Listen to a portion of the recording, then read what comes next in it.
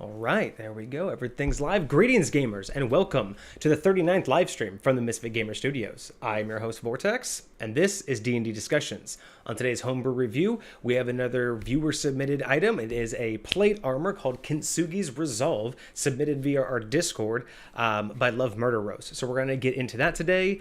May not take us the entire first hour, but we do have a couple other items from Kage that he wants to go over, and he has an update for us on his previous homebrew item that he's done some tinkering with. So we're going to get into that as well.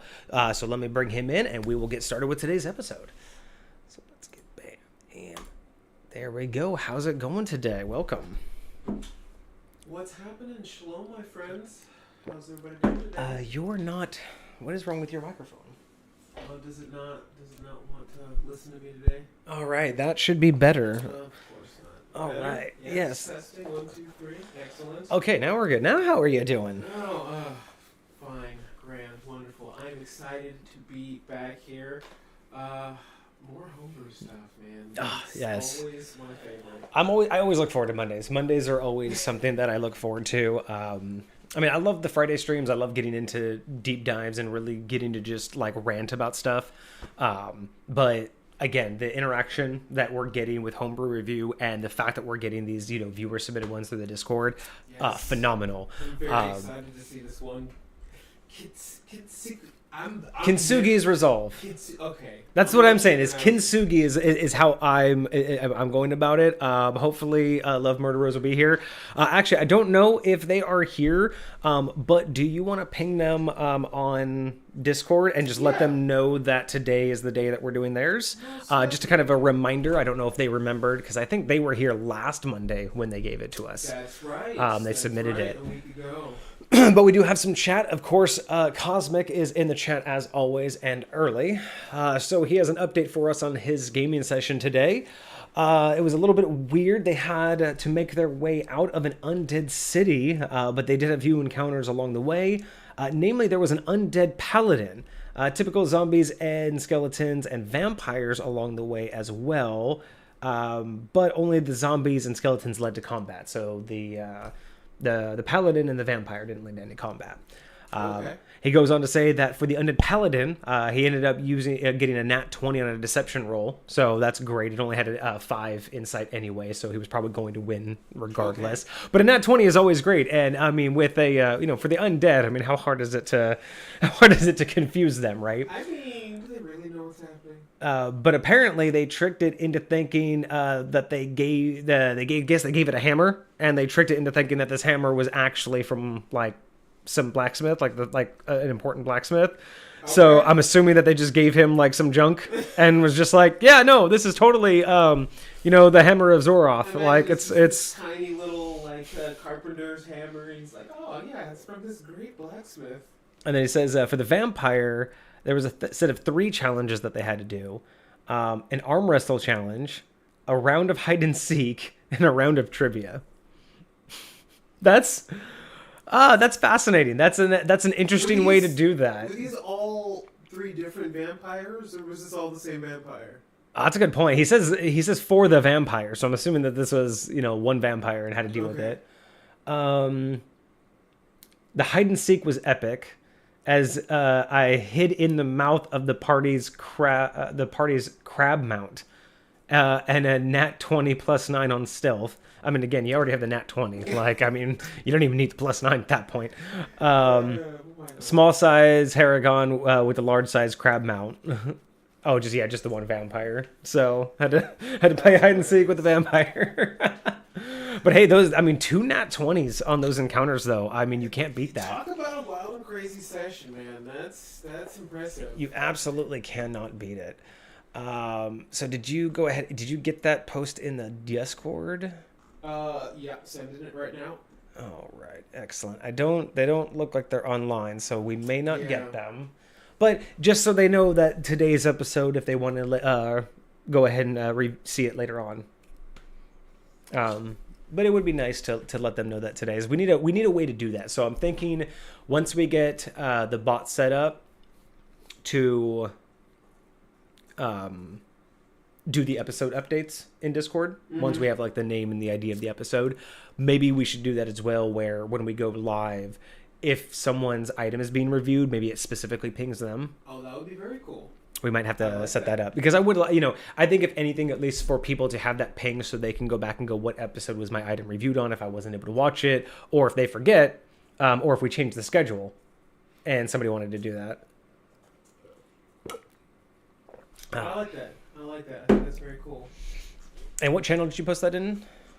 I will post that in the channel. I actually sent a direct message. Oh, yeah, we should probably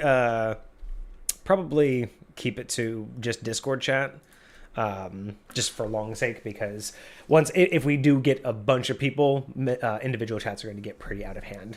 So we'll try to keep all of the chat directed into the channel from now on. Sounds good. But yeah, we can get that posted there.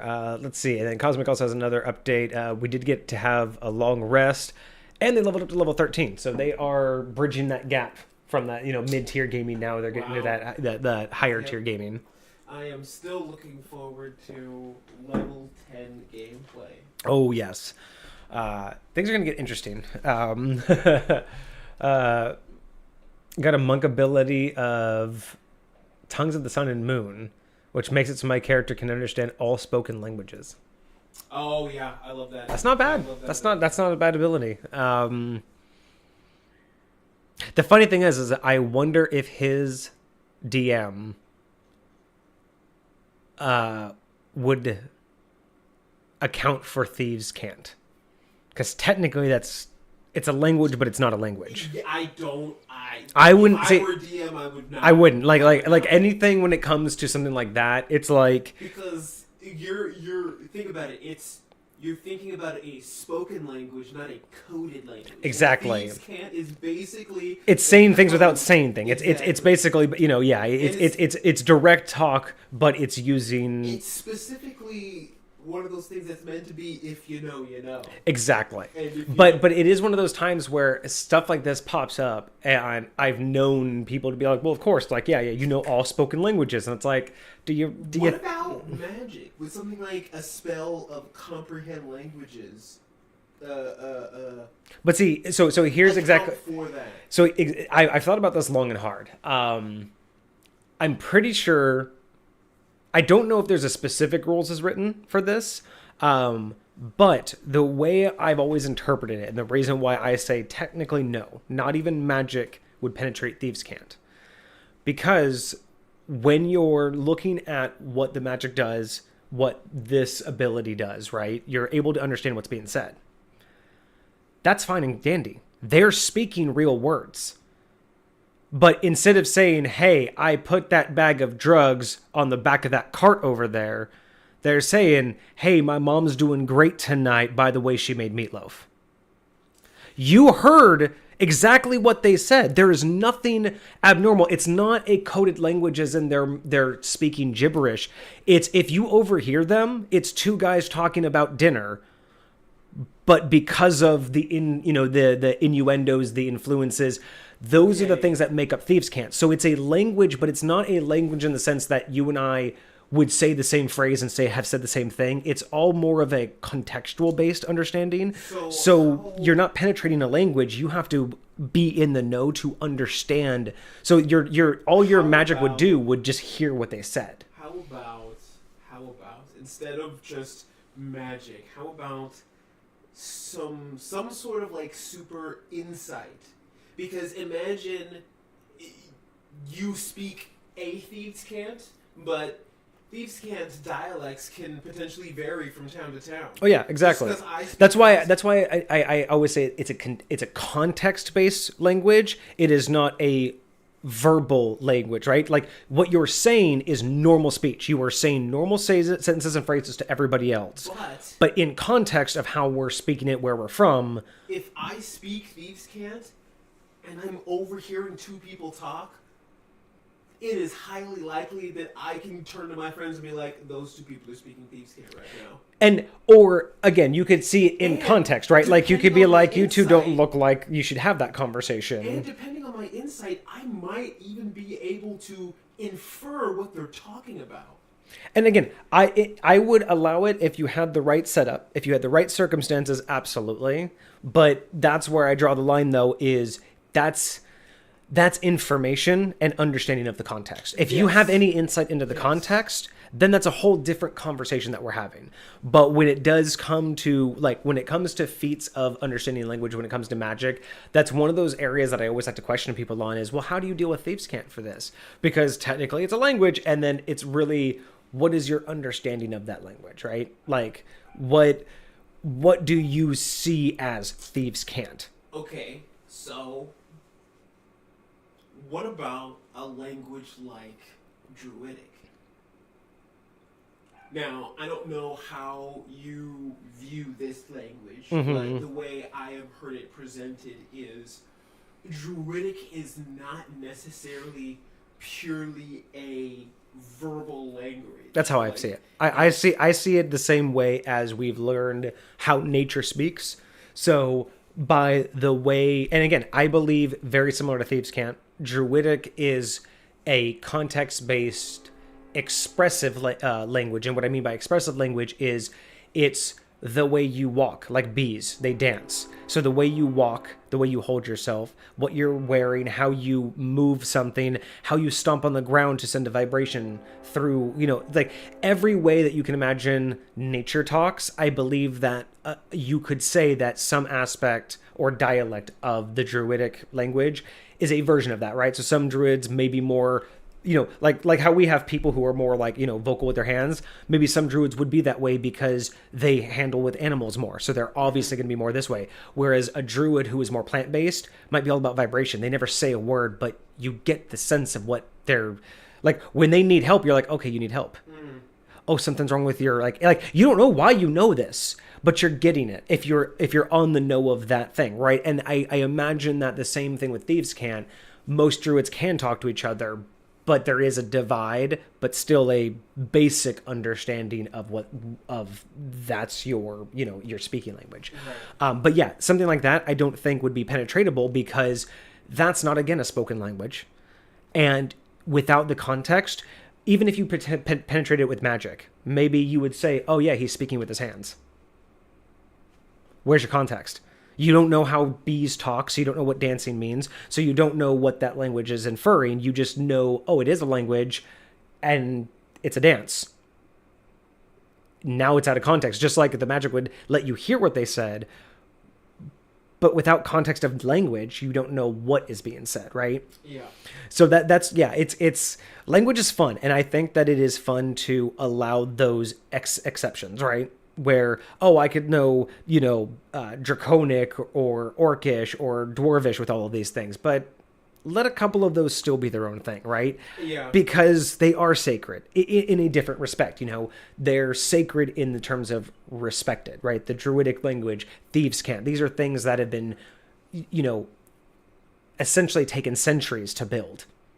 So they deserve to have their anonymity, whereas everything else is out in the common. It is learnable. These things are not learnable because they are only able to be done by like living through it, right? Like being a druid, by being a thief. You can't really just learn Thieves' Cant.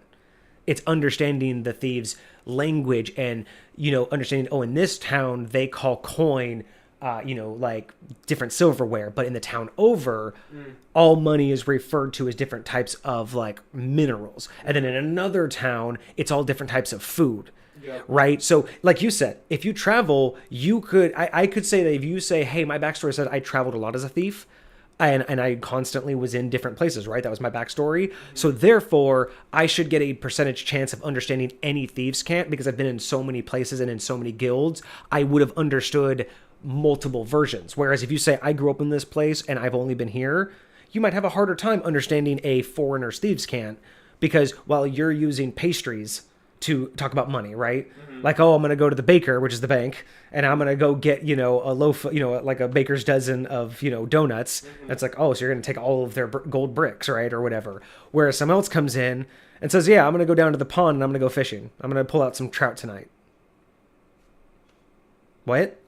But you who have traveled may have been like, wait a second, they use cattle. So do you mean trout, right? Like that's the way I look at it, right? Yeah. Is the more understanding you are of context, the more you have a chance of inferring context. So same thing with druids. The more a druid would have met other druids and spoken with them, I could understand that they would have more of an ability to use that in more ways. versatility in there. Yeah. Whereas again, anybody trying to, basically scry on it in any way, it's not meant for you. So therefore, there's no way you can comprehend it, even if you had a way to hear it, in the terms of druid, or even if you could literally have a thief talk to you in Thieves' Cant. What you hear and what you understand are two different things. Yep. Maybe I should have just said that from the beginning. What you hear and what you understand are two different things. And I spent like 10 minutes basically saying that. That's all right. Mostly because MurderRose says that they will be here soon. Oh, sweet. Cool. Yes. Good job for delaying time then. And then so Cosmic gave up some more details. So we did have a long rest. We got through that. Okay, we did talk about the tongues of the sun and moon. We just had that conversation. And then at next level, so at his 14th level, he says he will get Diamond Soul, which makes him gain proficiency in all saving throws, kind of stupid. which is currently a +5. I love. Okay. And wait, and then randomly train. Oh, random train horn in the background. Yeah, I keep the window open. Just when it's like in the process of getting super cold. I like the cold. So I'm trying to enjoy it while I can. But yeah, random train in the background. Yeah, just until some GeoGuessr comes in and goes, let's say from the area that I can hear that from. But no, I really do like that feature of the monks. Again, never got that high in a monk campaign, but being able to be proficient in all saving throws, like that's so valuable. Yeah, no, that's, and again, there's some things where it's like, maybe that would be a really interesting, like, a series to do for us, is go through, like, just the basics of, like, what we think of how D&D has decided, like, the progression of classes. Because there are some things where I like the ideas of them, but at the same time, there's okay, but how are we explaining all of that? You know what I mean? Like I totally love, like, a lot of the things of the monk. I really enjoy what they do with it, but for something like that, it's like all saving throws, and I'm like, that's where I would like to know the explanation of how all of them are covered by a monk, right? Like, not a single one of them is an issue. All of them get the proficiency, and it's like, I mean, again, is it balanced? I'm sure it is, because it does take a while to level up, and it does take a decent amount of proficiency to work with monks, because you have to kind of it does come with a lot of not pros and cons, but you do have a lot of sacrifice, and you do have to put it at risk a lot. And I will say that even with proficiency at all the saving throws, it doesn't necessarily make it that much better. Like, if you got a -2 to your charisma, then you still got a -2 to your charisma, bro. And so like, adding your proficiency just means now you have a +1 instead of a -2. Oh yeah. And that's, it again, the entire build also matters, and there's a lot of situationalness to it. I'm not saying that it's OP. I'm just saying that sometimes I read the things that they do, and I'm like, I don't disagree with it, but I would like to understand more about how you justify it, because again, that's one of the big things for I like with High Point, or at least not only the things that I do because that's the standard I've set for myself, but it is one of the things I really enjoy about High Point, is when I want to add in a new mechanic, or I want to decide something that is going to be specific to High Point. I really like to ask myself those questions and try to, push it to those limits, and try to make sure, does it make sense, isn't balanced, or does it just sound like a good idea? Right. And that's just something that I like, because it's made, I think, High Point what it is. It's made it more tangible for me. It's made it easier to work with. But I also think that I think it just fixes some of the things that, and again, personal preference, but I think it just fixes some of the areas in D&D that just make it feel a little too, cookie cutter is not the right word I'm looking for. I want to say restricted. Like you're not. It doesn't really give you the feeling like you have the freedom to use your imagination to be creative with what you've been given. And yeah, maybe, I want to push those things more. But it's so funny because again, it depends upon how you approach D&D, because for a lot of people, I see the appeal of how things are done, because most things are done, I guess, kind of from that, video game concept, again, like the min-maxing, like they're building the end character, not building the character as they go. Yes. And a lot of, I think a lot of how the builds are and a lot of how the progression is built around that mindset and not so much about the progression, right? So I think because when you read like how a character is built out, right, it reads as if it's meant to be read first. Figure out from start to finish where you want to end up, right? Like, what do you want to do at level 10? Even though you haven't started yet, it's kind of built to get you to think ahead instead of build through your character, through their experiences and what you feel the game needs and the party needs and what you would actually do. It feels a little bit more of it's designed to be pre-planned, which is, again, that is how a lot of the standard gameplay is designed for as well. But that's just where I wanted to take High Point differently. I wanted High Point to encourage people to make a build that was interesting at the moment of creation and then see where it would take them. Not, okay, here's where I can't wait to get. And most of that was, I would say, because I knew I would never be that quick of a gamer in terms of like, we wouldn't be pumping out gaming sessions so quickly that we would be leveling up that quick. But on that vein as well, considering that a lot of the D&D gameplay isn't really meant for long-term games like what we play, in terms of, I think most people are used to either one-shots or shorter campaigns where there's going to be a higher churn rate of characters. And that's just, a big thing on, whether or not you want that investment in a story in terms of a long-term investment, or do you want the experience? Like, do you want to just go through a build, see how it works out, roll some dice, and then try again? And all of it, I don't know. I like building characters for the situations. I've personally never been a fan of just building a character. Yeah. You know what I mean? Like sitting down and just being like, what would I do as a mage? And then now what would I do as a mage barbarian? And then now what would I do as a sorcerer thief? Like, to me, I have a disconnect with that, because the min-maxing feels like I don't care about anything other than just the stats, and it just makes me disconnected with playing the character, for one. And two, it's just so much work, like in the concept of because the way I like to, my mind takes the character in the build and overthinks it. I mean, I'll admit it, it's 100% just me overthinking, but because I overthink, the fact that making a character would do that for me, because it is so encouraging in my imagination, because D&D is just that thing that just sets me off. Making a character like that and then making like 5 of them and just knowing, oh, maybe one day I'll have those, that would not necessarily cause me anxiety, but it would make me feel burnt out. You know what I mean? Like, I've met those players that they have like 9 characters just waiting to be tested, and I'm like, I couldn't do that, because I would just look at that as just like, what did I do that? I would have so much invested that I wouldn't ever want to create another character until I went through those, right? And then I'd be locked in. That I would be locked into a character I made 6 months ago and not what I want to make for this game.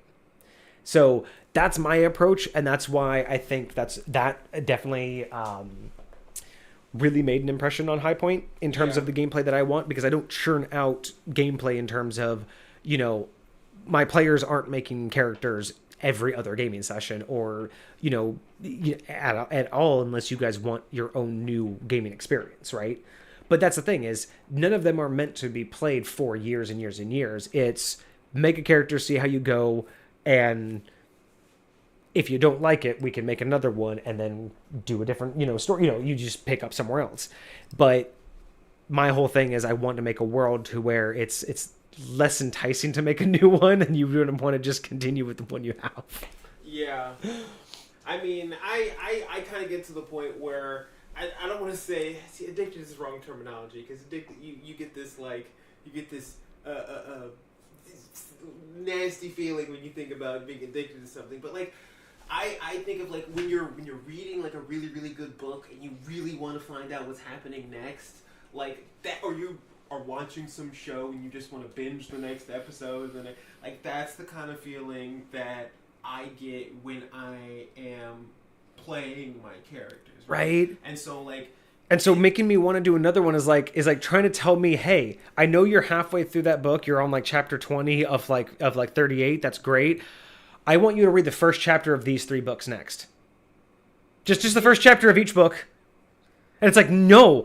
First off, I'm way too invested in this to back out. Then you want me to just barely read any of these? That to me, I'm like, no, I'm going to finish this book and then I will pick up another book. You know what I mean? Yeah. Like, yeah. Oh my gosh. You are not wrong. Oh, hey. LoveMurderRose in the chat. Hello. That's right. Don't be sorry. We were happy to wait. We just wanted to make sure that, since your item came up, we wanted you to have the option to be here, and we weren't sure if you would remember that we were going to do your item today. So we wanted to hit you up. But glad you could be here. It's different sides of ADHD. One side is new idea must play, and the other is must wait for a perfect idea. Yes, that's no, facts. 100% too. And I mean, I 100% blame a lot of how High Point works on my ADHD. Not just with how diving into D&D lore influenced a lot of it, but again, just the changes I make and the quality of life aspects that I alter are a lot influenced by just my day-to-day ADHD and how it works for me to organize all of this. But it's great because it helps to, cultivate like an understanding of a system that works, and then you can just then take it and apply it anywhere you need to. Exactly. It's super great. I absolutely love it. And it's like watching anime as it comes out episode by episode versus binging the season. Yeah. Yes.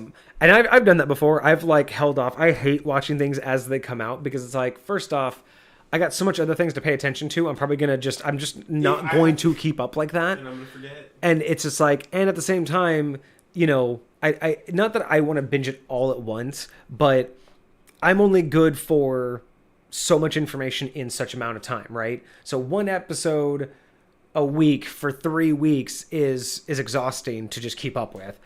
But I also don't want to watch 20 episodes all at once. So I'll wait a month, watch 3 episodes, wait a couple more weeks, then watch 3, you know what I mean? Get that pattern to where it's like I'm going to be able to do my 2 or 3 binge and then have my week or 2 to go let it sink in, and then have my 2 or 3 episode binge again a week later. Interesting. That's how I have to do it. I have to take it in waves. I can't take it just all at once. But it's exhausting to try and keep up because then I have to constantly keep in mind what I had just watched all week long. Yeah. Wait, and I'm very impatient. Then I have to wait. Then I have to remember what I'm waiting for. Then I have to again remember a whole week's worth of week ago episode, and then watch this episode, and then for a whole week now I have to remember both of those. It's a lot easier to just watch them in chunks. When a new season comes out of a show that I'm into, I legit have to go back and watch the last 2 or 3 episodes of the last season just to refresh myself on what actually happened. It's a problem. All right, so LoveMurderRose has a slight preamble with the armor that they've submitted today. So before we get to it, so slight preamble. It's supposed to be the last armor their previous character, the Warforged Kintsugi, wore when they died. She was a paladin. She was a paladin of no god and worshipped humanity instead.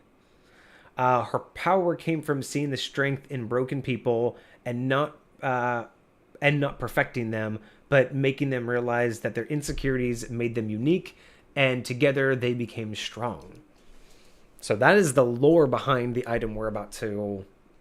That is some dope lore right there. That is nice. I like. It's not too heavy of lore, but it's nice. It just sets a tone of the person that wore this, and set a tone for the fact that this is now, a named item, right?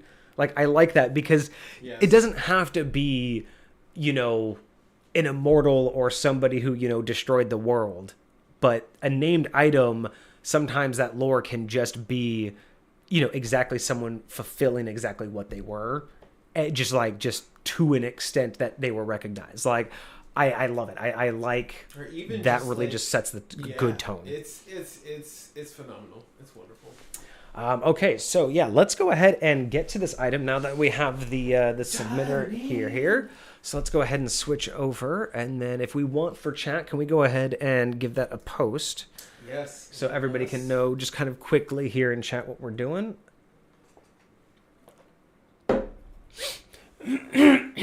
All right. So today we have plate armor. Kintsugi's Resolve. And then this was submitted by LoveMurderRose, submitted it via our Discord, which you can do if you want to join.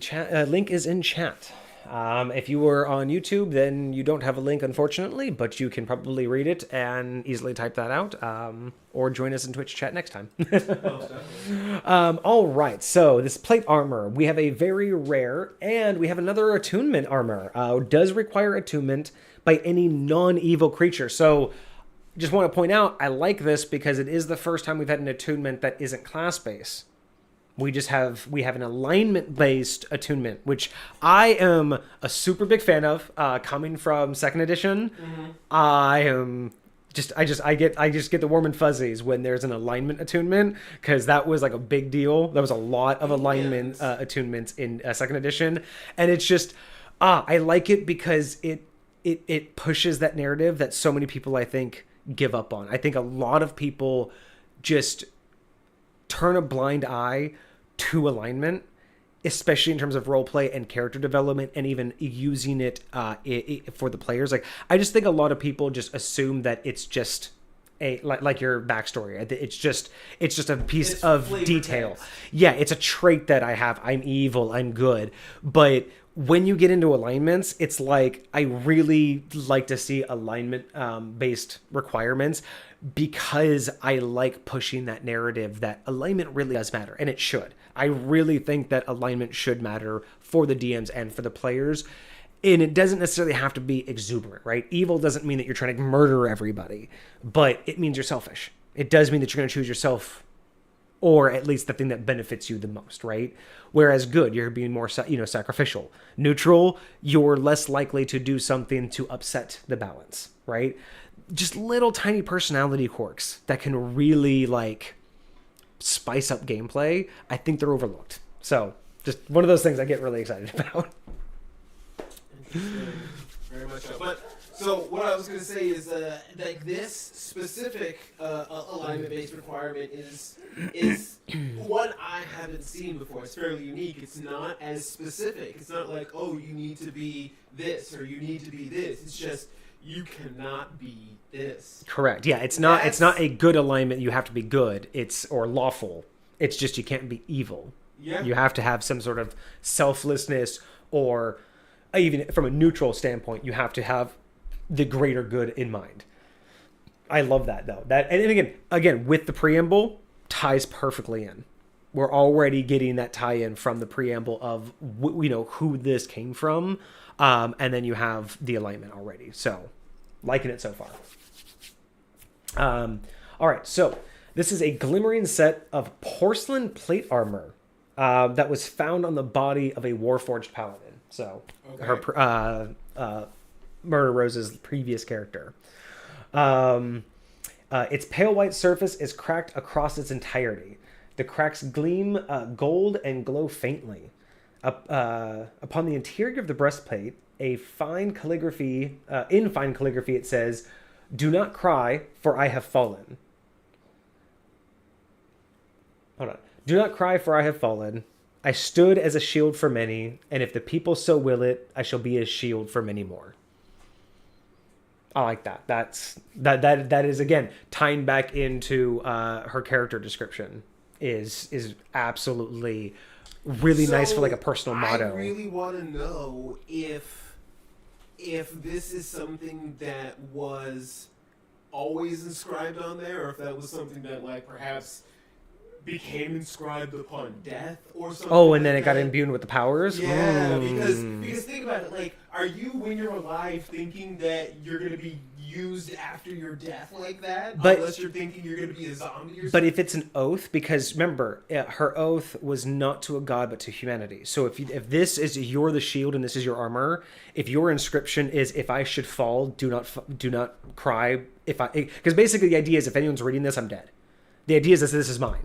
So if anybody else is reading these words, it's mine. So it could just be a message to the future of, if I fall in my duties, the next person to pick me up will follow. Or you could, I'm really curious, Murder Rose, let us know in chat what your actual past is. But what if this was also like the phrase the last person said to them that inspired them to be a paladin? And listen, here's the other thing that I love about this, specifically with how Warforged works. I was right. Your armor cannot be removed from you against your will. So that means the only way anyone's ever gonna read this is if I'm freaking dead. So Murder Rose let us know in chat in the campaign. So not when they built the armor, but actually in the campaign when their character was still alive, they wrote this in their armor, knowing that if anyone should see this, it would be because they were dead. So and see, I do like that, only because that's how you can't take off your arm. I fucking love that. And no, and I absolutely love. Again, she set this up in the campaign, and you know, I mean, again, we just went over how I built High Point. Like, I'm a big fan of letting those things follow through and keeping that story alive. So that is fantastic. Already setting a great lore for this.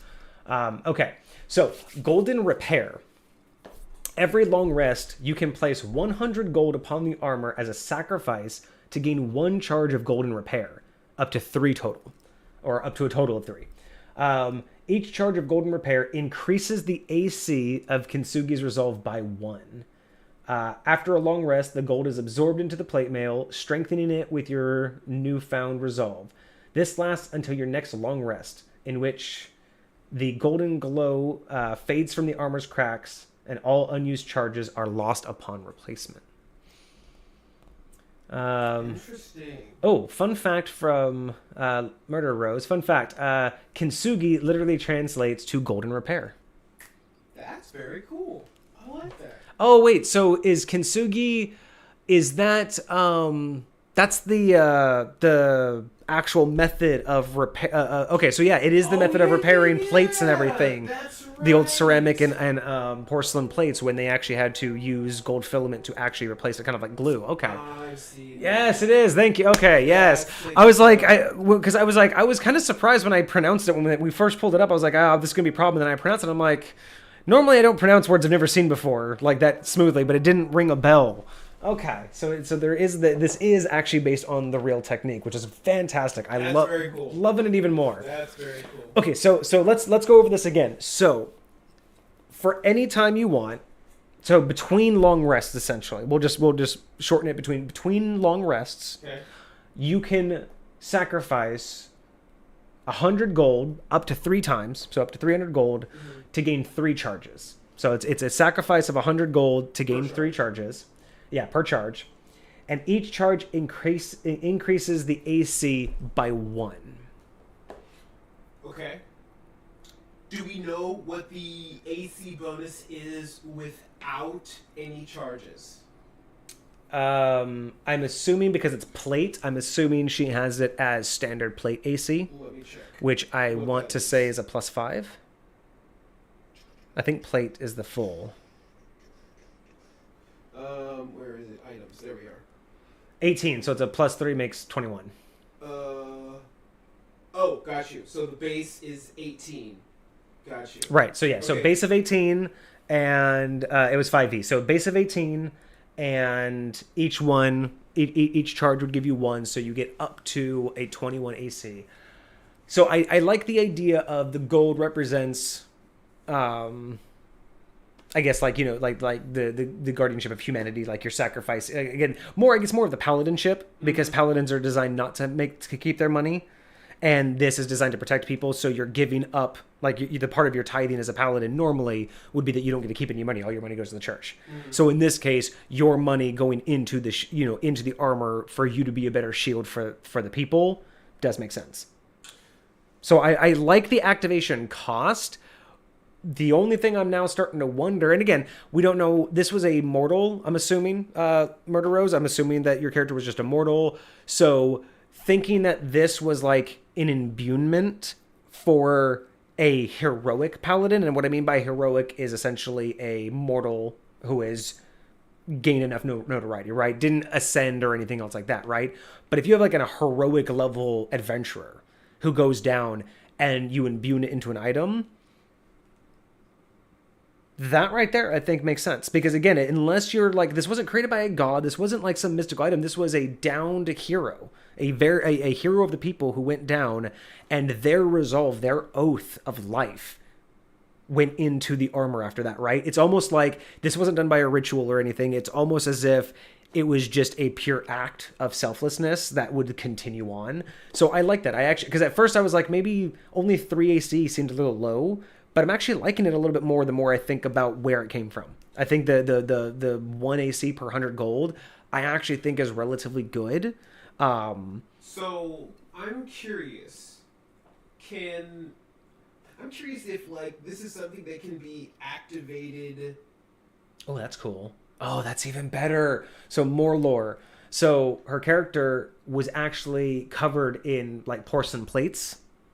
And she would use this technique for all the gold that they got for adventuring. She would use that gold, melt it down, and repair all of her stuff. So all of this is still tying into the character. So I'm curious if this is something, and again, I have no idea if this is is this how it worked for their character? Did Kintsugi have the ability to put gold? I think what like I want to again correct us if we're wrong, but I think what she's saying here is what she said. Kintsugi herself, her character, also covered in porcelain plates, would repair herself with the gold. So yeah, let us know if you did this as your character or if this is because you did that ritual so often that this became the power. I think it's her ritual became the power. Okay. But yes, can you let us know, was this something that was already an ability, or is this something you added because you are, the hero? No, she died. So no, not at all. She died in standard plate mail, and the armor gained these effects after being integrated to her body. Oh, after being integrated to her body. So again, it was normal. It was a normal plate mail, but due to the rituals of her constantly fixing her own porcelain plates, and her death caused these effects. So what I'm thinking is, so like as I every time I think about these things, I think about it like I'm a player and I'm wearing this armor. Like I think like, okay, I am this paladin, right? And I'm walking around. I got my 18 AC regularly. I can handle most fights like that. But hey, we gotta go into this cave today. We gotta go fight this dragon today. We're gonna do some no joke stuff, like. And so like I carry around like gold to put in here, but like I save it and I hold on to it to use in these moments when I'm gonna go be sacrificial for these people or whatever, something like that. That's very interesting. So I would say, as you were describing that though, there is one tweak I would do.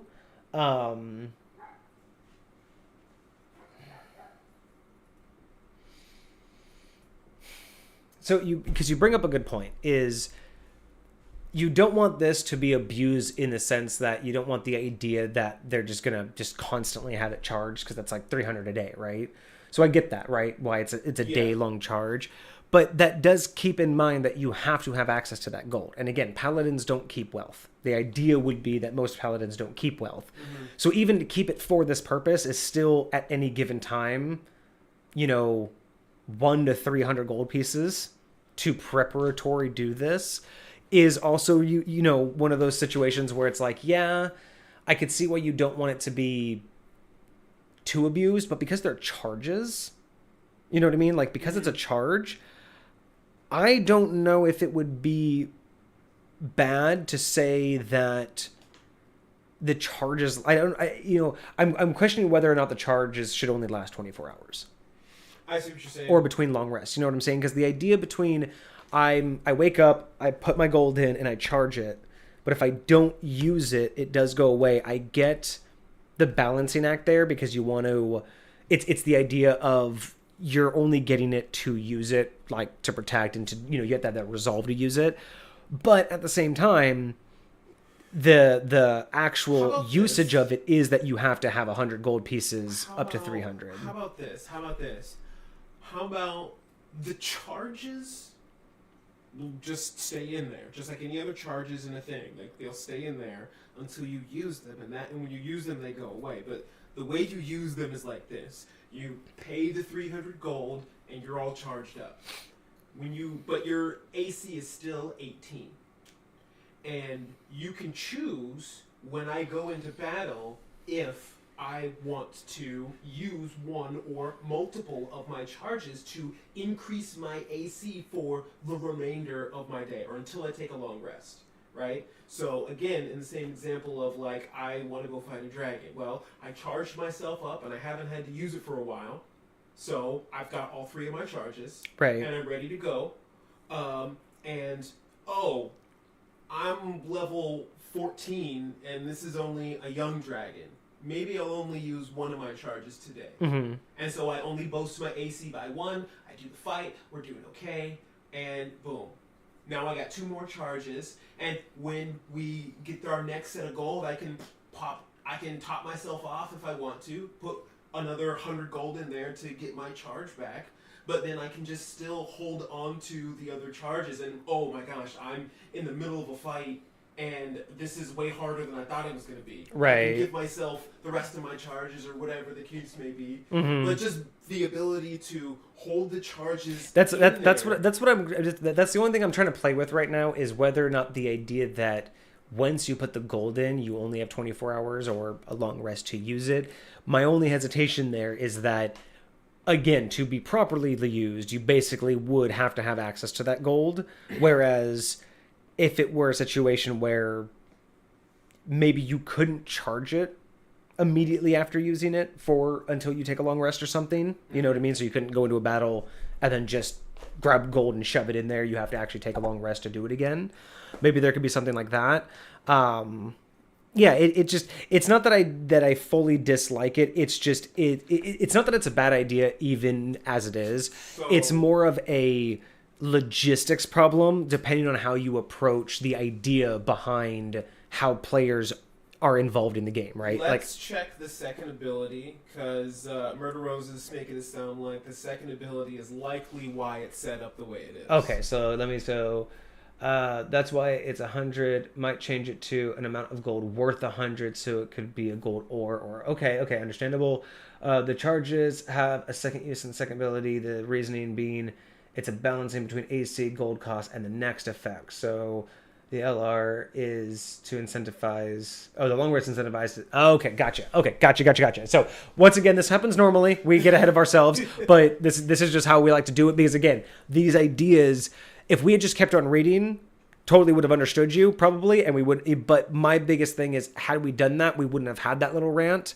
And my hope is, again, not to tell you how you should have done this, but as we're sitting here, chatting about it, we're hoping that the ideas we're coming up with are inspiring people to take different approaches. So again, just wanted to reiterate why we're doing this is it's not so much of a I disagree with you or I want to change it or let me tell you how you should have done it. It's more of a I take it one step at a time, because as you're reading the books, right, as someone's saying I want to do this spell, that's kind of how you're reacting to it, right? You're reacting to what you're hearing and what it is. And ideas flow and they come and Yeah, and if we paused and then we're like, oh, that's what it really means, I wouldn't have bothered mentioning the other potential reasons how you could have done, or the other options. That's how ideas work too, though. So if I'm in the middle of reading something and I stop and I get like a brain blast because of what I think it means, and then I just go off on it and I want to do something because of that, but then I come back and that's not what it. We also have ADHD, so sorry. I mean that also just probably explains a lot of it. Whatever, it's fine. But just again, I always want to like preface that because I don't think we say it enough when we do the homebrew review, because I mean most of the time it's Cosmic. He really knows what we do here. But yeah, it's never out of the idea of right or wrong. It's more of here's another alternative, or just where my mind is taking the idea.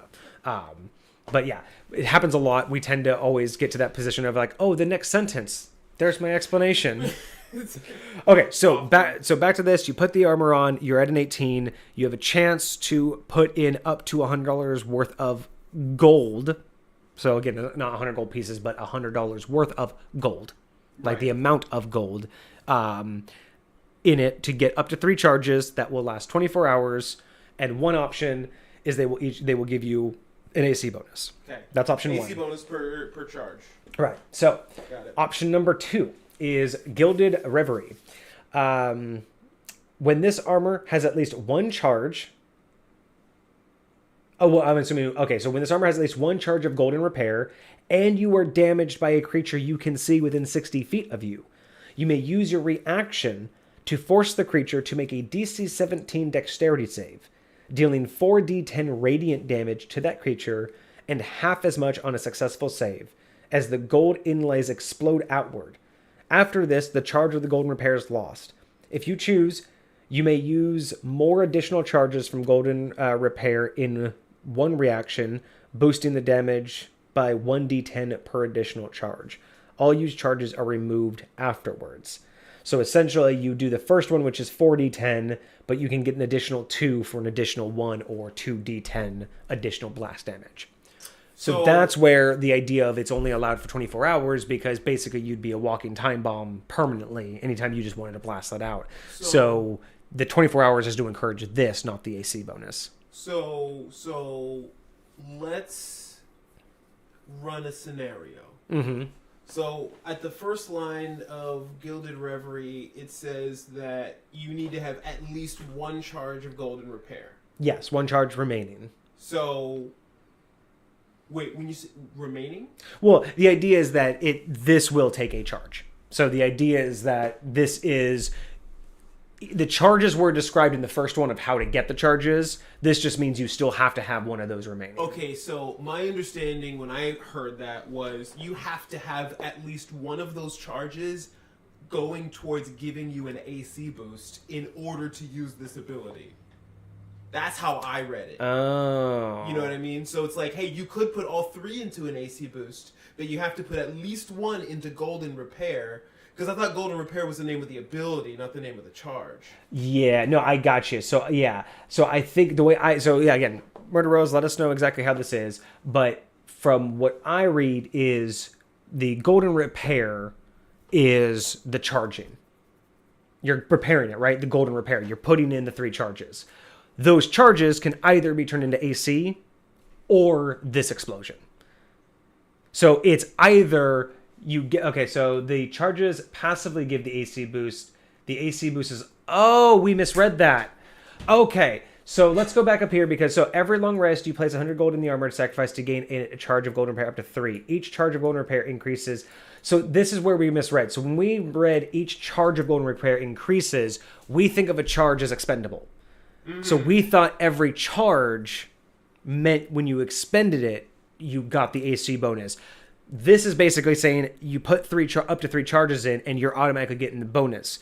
But you only get that bonus for 24 hours because it's pushing you to eventually use the bonus to undo your AC in order to get the blast. Got you. Which MurderRose basically says it's Radiant Hellish Rebuke. Golly, that's kind of sick. Okay, now that I understand it, makes 10 times more sense. We are on the same page. We were just missing the piece that we just assumed. We made the assumption that the charge meant you had to expend the charge to get the AC bonus.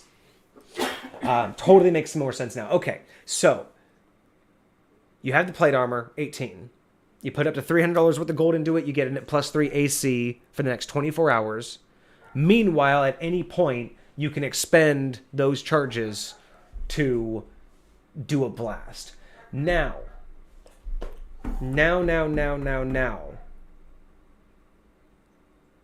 Hold on. Did you say... Hold on. Did I read what I thought I read? Hold on. Blah, blah, blah. Dealing, blah, blah, blah. After this... Okay. Yep. I see where I have a problem. I see where I have the only problem.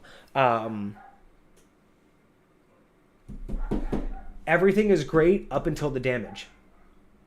Because, hear me out. As it reads, if I have 3 charges, and as it reads, you may use 1 reaction to force a creature to make a saving throw, and then they deal the damage. After this, the charge of golden repair is lost. Now, I have to confirm with you. Do you mean all charges are lost, or just the one used? Because here's the problem. I put 3 charges in, right? I got 3 charges. Mm-hmm. I want to attack you with this thing. Mm-hmm. I burn 1 charge, 4d10 damage. Boom, got it. The way this reads, I can go 1d10 damage, 1d10 damage extra, 6d10, right? Mm-hmm. You know how this also reads? Mm-hmm. I hit you with 4d10 damage. Mm-hmm. Pause. I hit you with 4d10 damage. Pause. I hit you with 4d10 damage. What has to trigger it though? Because the way I'm reading it, because it says, so when you are damaged by a creature you can see within 60 feet. So it's because it's a reaction and not an attack. So the fact that you can... So the idea is that you can have up to 3 charges, and as a reaction, your first one will deal 4d10, and then you can add 1d10 for the other 2. Or you can just burn 1, then the next time you're attacked... But that's the thing. You have another 40-10. And that's the thing. And that's the only reason I'll give it to him is because... It's a reaction. It's a reaction to being damaged. You're paying for it with your life. Yes, because you have to take damage. You have to take new damage to do that extra 3d10. And that's true. Yeah, you can do that with Hellish Rebuke. Yeah. Yeah. No, and it does make sense because it boiling it down to a reaction when damaged, and then I also want to point out here something that we love to talk about. I want to point out this very specific phrase. That right there. I love the fact that she wrote down "you may use," as in it is not automatic, because that is one thing I do see in a lot of not reaction, but damage-based things like this, where it's like when you're hit, it's just automatic. Like it just automatically happens. The fact that you are in charge of it, you get hit and you decide whether or not to lose the AC. Because again, someone hits you and you're only going to get 1 damage for it, and it's a low-level peon, who cares? But if it's the bad guy of the group, like the big guy of the group, and he hits you, you want to throw that back at him. Have you... I don't know if you want to do this real quick, if it's worth it, but there is a spell called Armor of Agathis, right? I'm familiar with it. Not like I don't memorize it, but I've read it before. The principle of Armor of Agathis is I get temporary hit points. Yes. Right? I get temporary hit points based upon the spell's level, and whenever anyone hits me for any amount of those temporary hit points, they automatically take basically reflective damage. Right? Mm-hmm. Every single time. And it's a flat amount of this reflection damage, right? Imagine if you could have an upgraded version of that spell where you get to choose when that goes off. Yeah. Or instead of it being... Because the way the spell works is the spell only lasts until your temp HP is gone. Yeah. Imagine if there was like a version of it that basically did this and increased your AC for a time period, and while your AC is higher, you can choose to use that reaction on certain people. Oh my gosh. Like, speaking our language, yes. MurderRose, you were speaking our language. I love giving players agency and conflicting choices. giving them the agency to decide is burning 1 AC and 100 gold worth it to dish out 40-10 radiant damage to this specific enemy. And like, if you again, think that's the idea, because imagine, again, playing with more advanced gamers and more advanced DMs. A DM who had a party who had enemies following you, tracking you, right? Monitoring your movements. They learn about this. What's the BBEG going to do when you walk in the front door? If he knows that you have this, he's going to have all of his tiny little minions trying to attack you, especially if he knew it was guaranteed. He'd have every tiny minion range attack you first, make sure your charge is burned, and then he'd go after you.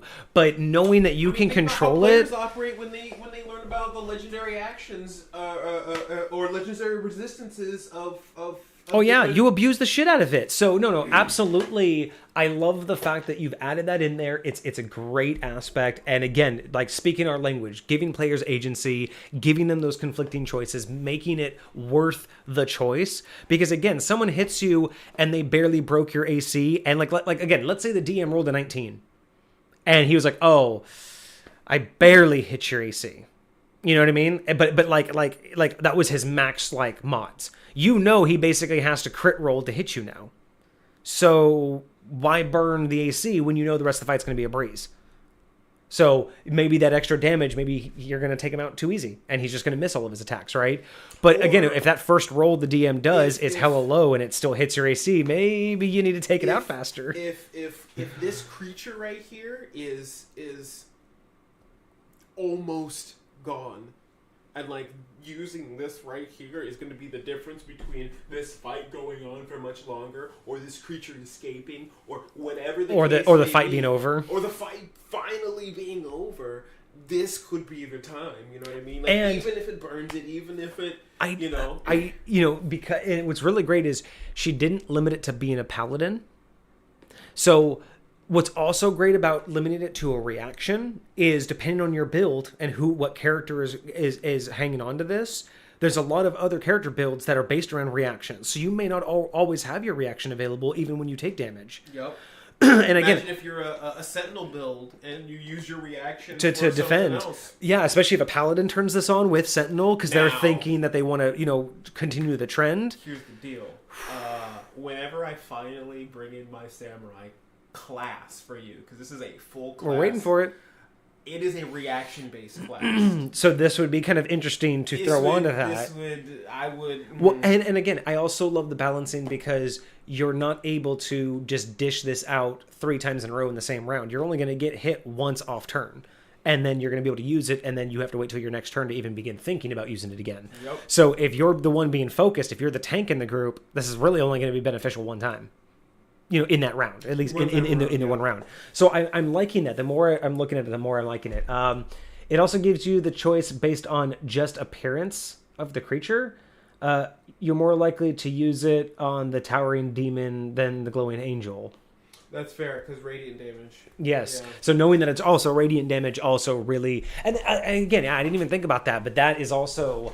It is not as much of a balancing aspect, because radiant is pretty powerful to most things. Like, most things will take radiant damage, but it is one of those more likely to come into play than something like acid damage, right? It's not uncommon, but it's going to be more rare to, I think, have a gameplay where acid damage would be questionable whether or not I should use it, or not actually beneficial.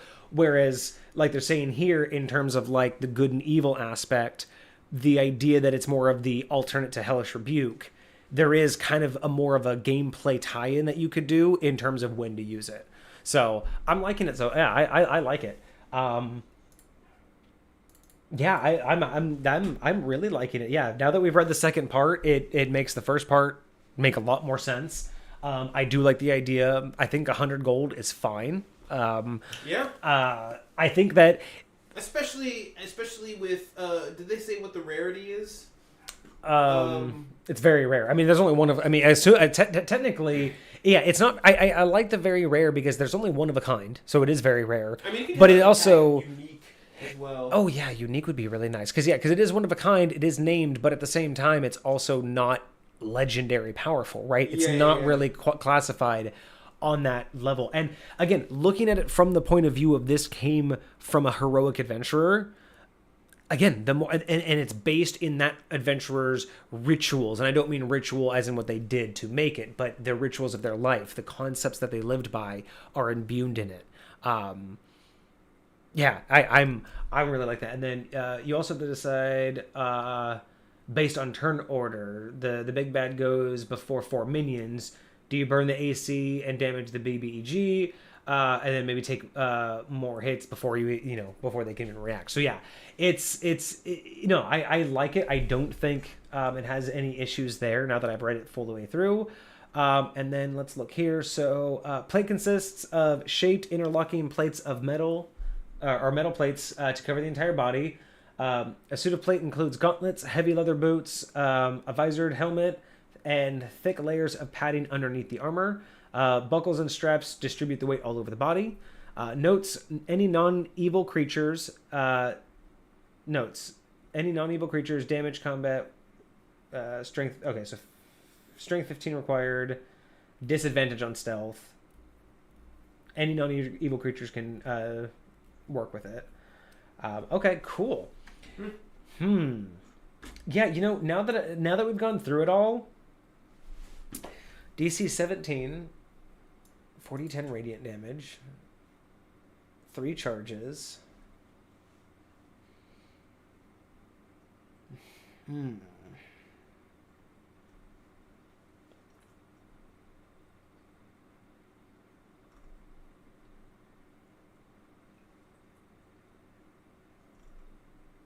I mean, at this point, the only thing I could even begin talking about at this point, like, it's pretty solid. I think the only conversation piece at this point is 3 charges enough? It's definitely not too many. 100% it's not too many. 3 charges minimum, for sure, especially with the progression of this. 3 AC, very, very nice. 18 to 21, I think it is fine. And especially with the 40-10 plus, 2, totally fine. In terms of anything less than that, I feel like it would just be like 2, would kind of be a waste, and 1 doesn't make any sense. But is 3 enough? Like, could you make a argument to have a 4th or a 5th one, right? Like, essentially a 4th one, or I'm just trying to think of in context of what created this. I think it's great. It's definitely not weak in any respect, and I definitely know it's not OP. I'm just wondering, could you make a justification for making it more versatile with more charges, or is 3 kind of a good limit for this? So I'm gonna say, specifically on the AC side of things, I think 3 is a good limit for this. Much more. That's a shield, right? That's a standard shield. No, shield is 5 AC. Oh, but plus that 5. only lasts until the start of your next turn. And its temporariness is what makes it. No, I meant like regular shields. Oh, regular shield. A standard. 2. Oh, that's right. It has to be a Standard plus shield one. Oh, yeah, that's 2. right. It has to be a magical shield for the plus 3. So yeah. Yeah. So this is a little bit more than a magical, or a little bit more than a shield. Yeah. Okay. It's a little bit more than a regular shield. But like just thinking about somebody with a 21 AC, like that's a high AC. Like as a player character, even being level 10, level 14, having 20 AC is pretty freaking good. Well, that's definitely. Even as a tank. I think so. There are some people that like getting really high ACs early on, but that high AC can last for a fairly good time, especially with the way 5e mechanics do a lot of what they do. Yeah. Right? But once you start getting into like the high 20s, you know what I mean? Like once you start getting into like, oh, I have like a 25, a 20. So imagine this person wearing this armor also having a shield. Yeah, and that's why I was just starting to think about that. Like, again, depending on your build, like, yeah, you could take it beyond this. I mean, full plate's pretty limiting outside of a shield. Once you have the shield, then you're pretty much limited outside of, with what you have. And just real quick, just because they specifically gave an articulation of all the pieces of armor, can you go over those one more time? Like you said, it was a helmet and... Oh yeah, so basically they're just describing plate. Yeah, So plate armor consists of shaped interlocking metal plates to cover the entire body. So the suit of plate armor includes gauntlets, so your hands and your arms are covered. Okay. Leather boots, so basically legs to knees. A visored helmet, so your whole head is covered, and then thick padding underneath, so you're gambusing. I wanted to make sure they included something for the arms/forearms because specifically there is an item called Bracers of Defense, and I know some min-max is going to try and finagle Bracers of Defense, a shield, on top of it, armor, so right? They can get themselves a 35. But yeah, being a full plate, you actually have to have wear it as is because it is full interlocking. So let's see. So we have a couple more things from MurderRose. Let's see. Okay, so also kind of wanted the player. So she also wanted the player who gets this to have to make a decision between getting a +1, 2, or 3 plate, or getting a +0 that has added effects.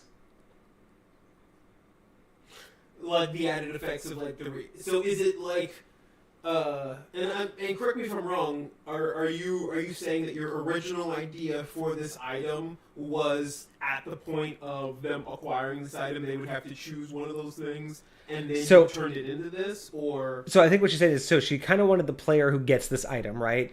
They have to make the decision. Mm-hmm. Do I want this cool piece of armor that acts as a +1, a +2, or a +3 magical armor? Mm-hmm. Or do I want a magical piece of armor that has no plus value but has this magical effect to do damage? Because remember, if they're doing damage to you, they've already hit past the armor, so the armor's doing nothing for you.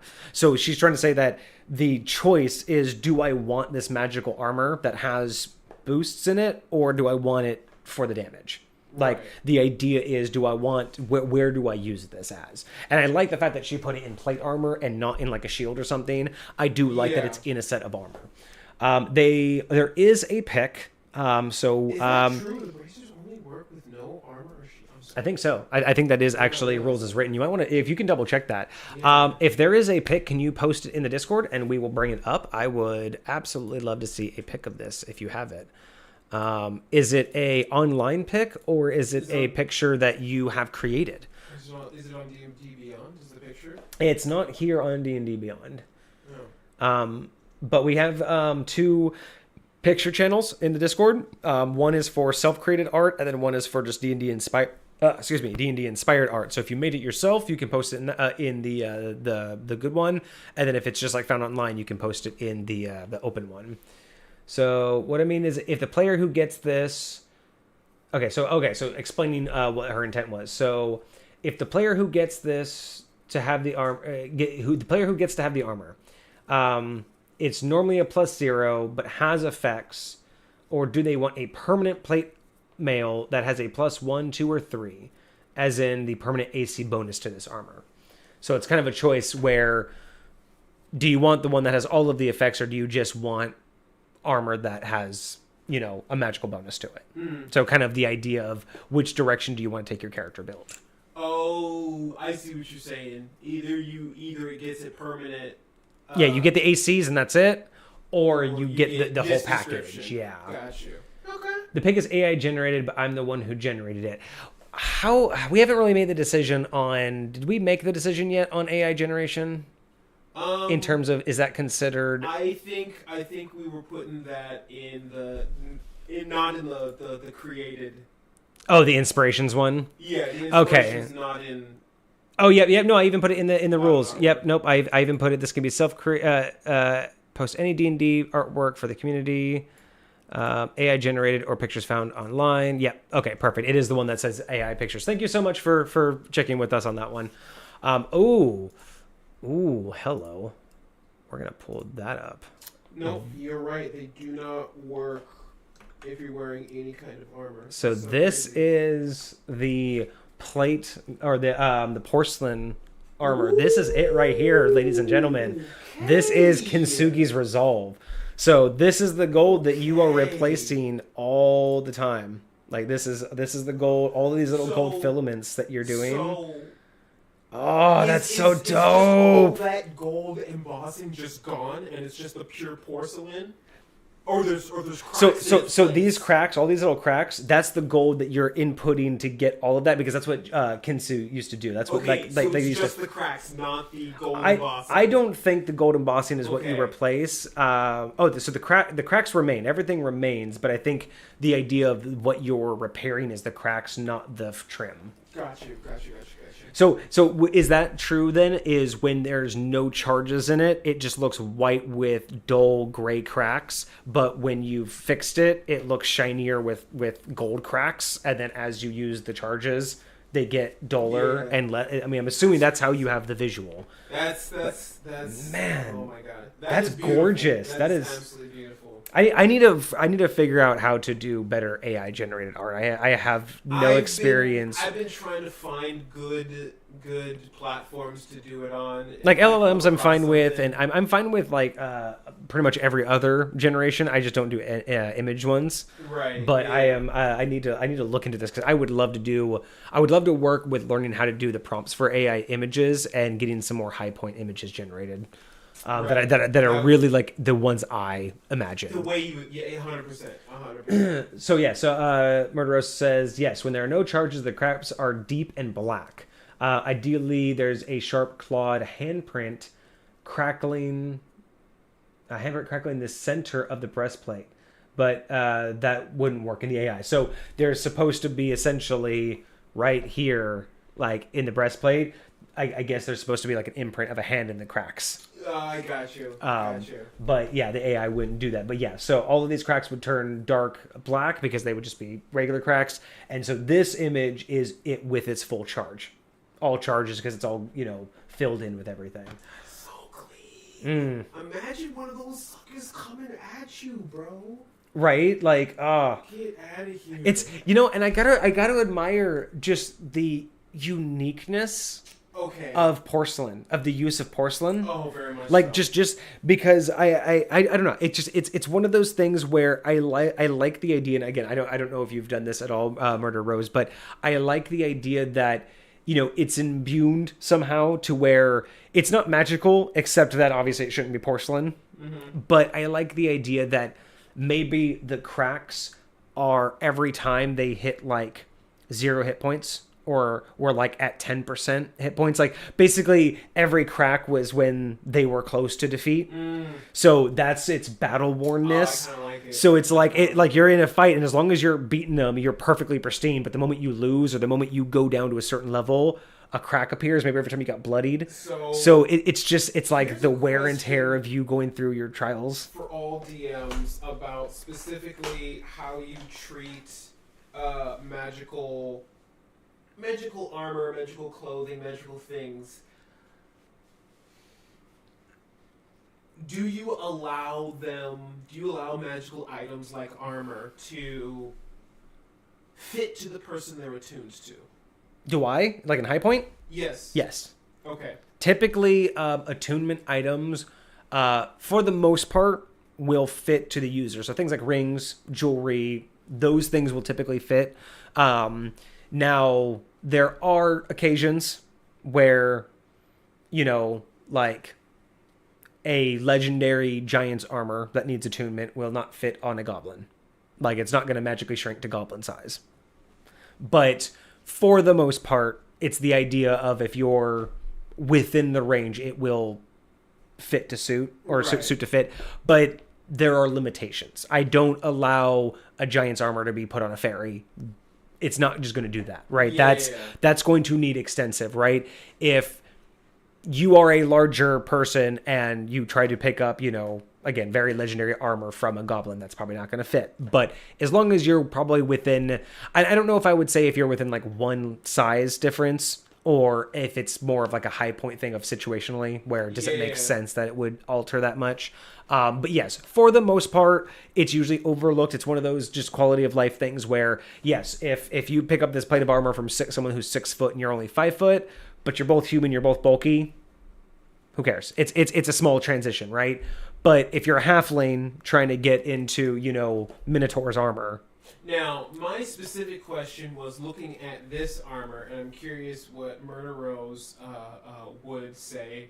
Because my first thought is, this is really cool looking armor, but I would love to see this armor on a Dragonborn.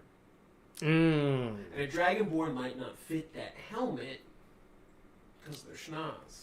And so that's where you could. So I'm going to read some things here. So because Kintsugi in the campaign had remained in the Seven Hells while the rest of the party escaped, that's where the handprint came from. I think, just what they were saying. Got it. And then they wanted to leave that player up to the choice of the player. So I think that was the discussion of the cracks in terms of like what they look like or where they came from, maybe. Okay. And then. Oh, so I had guessed it. The cracks appear whenever they had reached 0 HP. Very cool. So they let that become a thing where the armor represented their trials. I love that. And then it does say any non-evil creature, so it could work on a centaur. So yeah. So I think when it comes to shifting armor, what it really comes down to is your interpretation and your DM, right? So with something like this, now. Centaurs and things like that are very unique in the sense that obviously most armor doesn't take into account that large of a body, right? So you could say they could put half of it on, but what about the rest of the half of their body, right? Do they get all the same bonuses, right?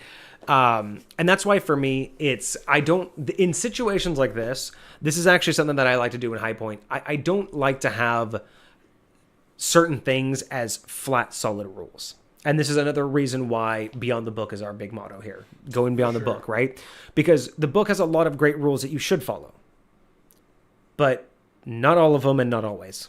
And that's the big difference between why we say Beyond the Book is not about this stuff. It's not about creating your brand new, unique, never before seen, wow, I cannot say that. Never before seen, homebrew stuff. That's not what Beyond the Book is. Beyond the Book is understanding when the rules make sense, when they don't. So in situations like this, right, I don't want to say, yes, all magical attunement items shift for the wearer.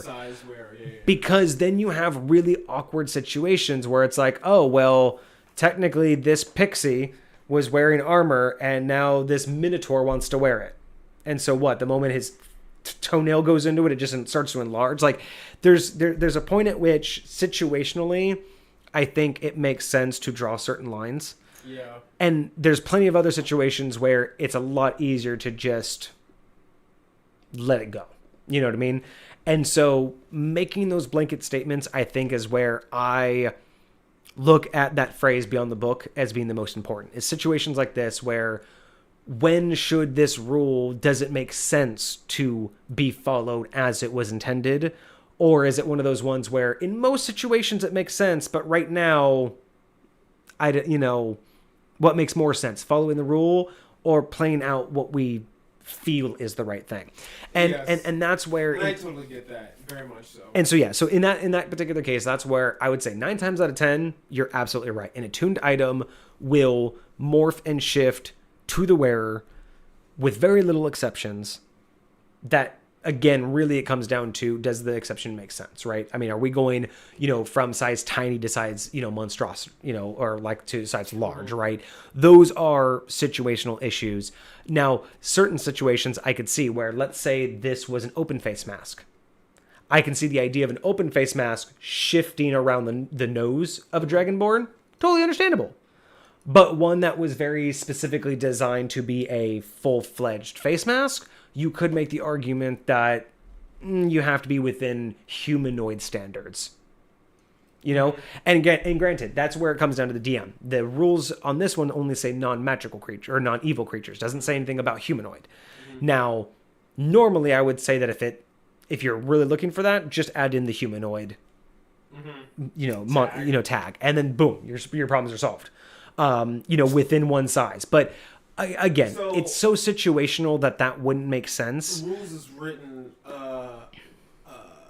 Dragonborn and even like Aarakocra are technically considered humanoid. Right. And that kind of takes out the need for the humanoid tag. You're right. But I mean, Okay, so according to the maker of the item, okay, so LoveMurderRose says handwave. The armor took some parts of the Warforged biology so it can fit any form. So that's her explanation. So because it's from a Warforged, it already it already is a living It's piece. a lightweight transformer. And she does say on a Dragonborn, her rules is it would elongate but retain the mouthless look. So it would actually still maintain that look. It would just come out. Oh, that's kind of cool. And yeah, and so these are the things where I absolutely feel like it's up to the DM and up to what makes sense, but also what doesn't disrupt the game, right? Yeah. If it makes too much disruption of the game to follow what makes sense, then just let it go. But if there really is a fundamental like wrongness about what's going on because of the rules as written, go beyond the book, right? It's at the end of the day, it's all about having fun and all about making the consistent story, which is why I don't like flat ones, right? I don't like, just blanket rules, right? And here's another way that you can get around that. Simply, like, if you want to, for all DMs out there, if you want to make a delineation between when something needs to be relative, sizable, and when something will just automatically change when, regardless. I would say that the easiest way to differentiate is type of attunement. If the attunement requires the new owner to be able to wear it, then you can have the restraints. Interesting. Yeah, but if the attunement is simply you have to sit there and meditate and vibe with it, maybe during that time it morphs and shapes into its new owner. So that's an easy way to describe it. If you just have to sit there and meditate with it and hold it and it just shapes into you, perfectly explainable. But if you even just put the tiny little thing of has to be able to be worn, so let's say it's a belt. Well, if a belt is designed for a small creature, you could say maybe it slightly enlarges big, for like waist size. But then a giant wouldn't come on and just immediately flap it on. They couldn't wear it, therefore a giant can't attune to that. I'll just wear it as a ring.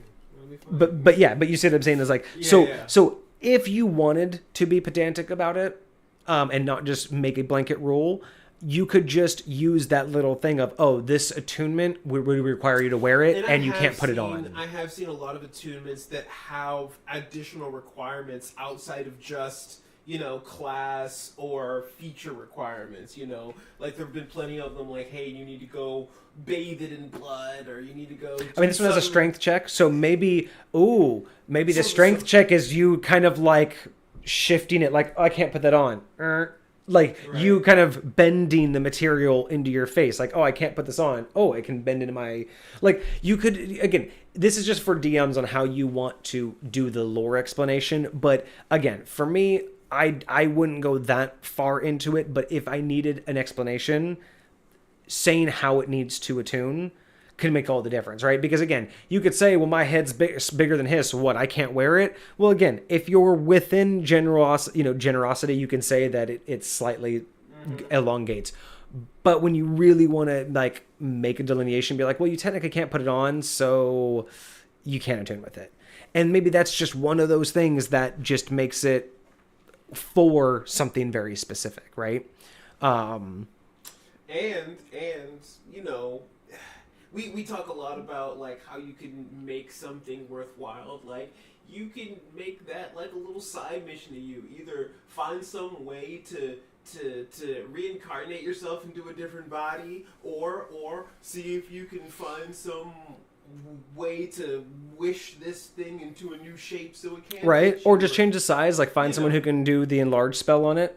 Yeah, that could just change its size so you can get into it and then attune with it, and then it will form. Yeah, there's a lot of ways around it. It's a great question because I think that it's not a super important question. It's not one of those make it or break it rules. I love the question because it's one of those that requires no answer. You can just blanket it and just wave it off and go, who cares? Mm-hmm. But if you want to answer this question, you can get a lot out of it. You can get a lot of lore, you can get a lot of game mechanics, and that's why I like this kind of question, because it's one of those questions that rides that line in the really fun zone of D&D, where it doesn't matter, but it can, right? Like, it really doesn't matter what you do with this, because it's an attuned item. No one really... If you're going to allow your character to your players have it, no one cares how they're allowed to have it. But by adding it in, you can just add more to it, but it will survive without it. Right. You know what I mean? It'll survive without without you acknowledging why it works. And that's, I think, sometimes where when I draw the line of, do I want to make a ruling on this? It's how important is that rule? You know what I mean? If I just say it's easier to do this case by case, it's a lot more fun that way because, again, 9 times out of 10, yeah, go ahead, attune to it.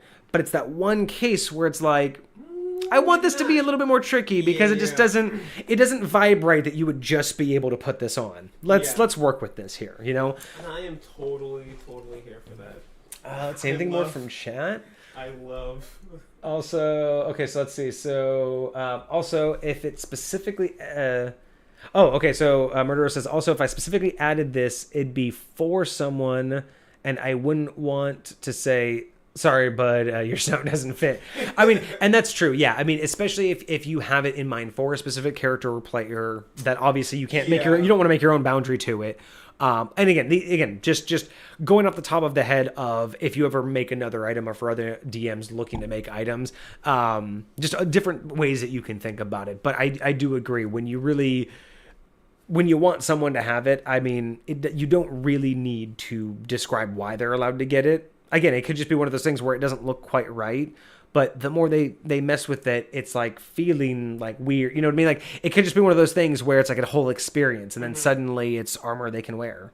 You know, maybe it's this whole thing where the attunement is more like a trance where they start to mess with it.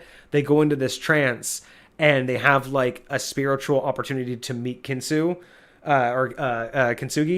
And then when they come out of the trance, they're in the armor, and it's fully fitted to them. And they else is just seeing them in this weird trance, floating above the ground, all these pieces of armor, like just slowly, like floating on. But yeah, there's so many different ways that you can get over this question where it doesn't matter. Yeah. But I think that when you do want to finally answer it and actually put it in there, it gives you a lot of options.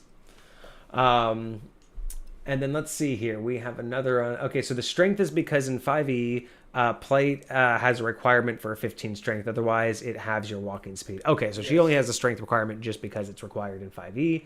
Oh, and then a comment on the giant. The giant's being like, this is my anklet of halfling strength. It's the only way I can high-five my buddies. Otherwise, I smash them. So I got to have... Listen. Oh, my God. Can you... Okay, so this brings up another idea that I've had before where I haven't utilized him yet, but I have a very specific NPC. I have a couple of them, but I have one that I made very early on in the early stages for a specific reason, because in the early stages I wanted a lot of high-powered shit, right? Like I was letting a lot of stuff go. So I made a specific NPC. I haven't really utilized him yet, but it's an idea I've always had. But I essentially wanted him to be... just essentially like a very dick mage who I wanted him... his whole purpose was to seek out the most powerful items, figure out how they were made, and then make fucked up versions of them. So like everyone knows, like the belt of giant strength, but he would have made something like this of like the belt of halfling strength, where it just kills it just takes away your strength. Put it on and you have a strength of 2 now. But the idea of like, one person like on a giant could be like, well, now I don't hurt people. Like that could be one benefit. But the idea of just making items that don't do what you think, and not necessarily like, cursed items. They're just literally, he just wanted to see, could he make items? Some of them were cursed because they were more fun that way. But just the idea that you could make these items. And so he just wanted to make items that sounded one way, but ended up not really working out. Imagine a character that's just like crazy overpowered in like one aspect, and they have like a suppression ring or something that like takes your strength down to like down by 20, and so now their strength is a 12. Yep. And if they took it off, it'd be like a 32 or something crazy like that. So they can give people high fives, they can interact with people, they can do things normally. But somebody captured somewhere. So items like that, all of their magic items. So items like that do exist in my realm. So very specifically, I do have several type of inhibitor items, and some are just suppressor items, and they have and always been. They were originally designed for prisoners and captives, but certain people were like, how do I get stronger? And you train with heavier weights, right? So there were a couple people who started thinking like, wait a second. So if I was a strength of 10, lifted weights and I got to a strength of 15, what happens if I put something on that gave me strength of 10 again and I worked my way back up to 15? Because in my head, I'm only doing 10 to 15.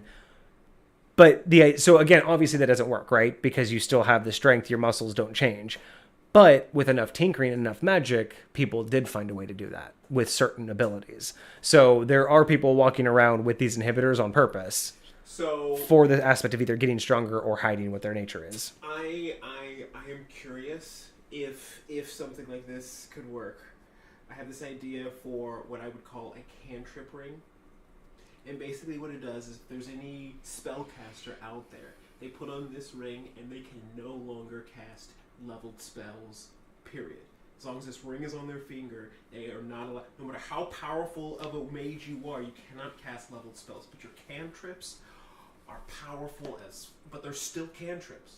You can still cast them at will, but like say you have Firebolt. Your Firebolt does like freaking stupid damage, but it's just a Firebolt. It doesn't have any fancy effects, doesn't do anything. You just boost the damage or the effect of it. Or the effect of whatever cantrip it might be. And like maybe I would with enough tinkering, I would allow something more along the lines of it would convert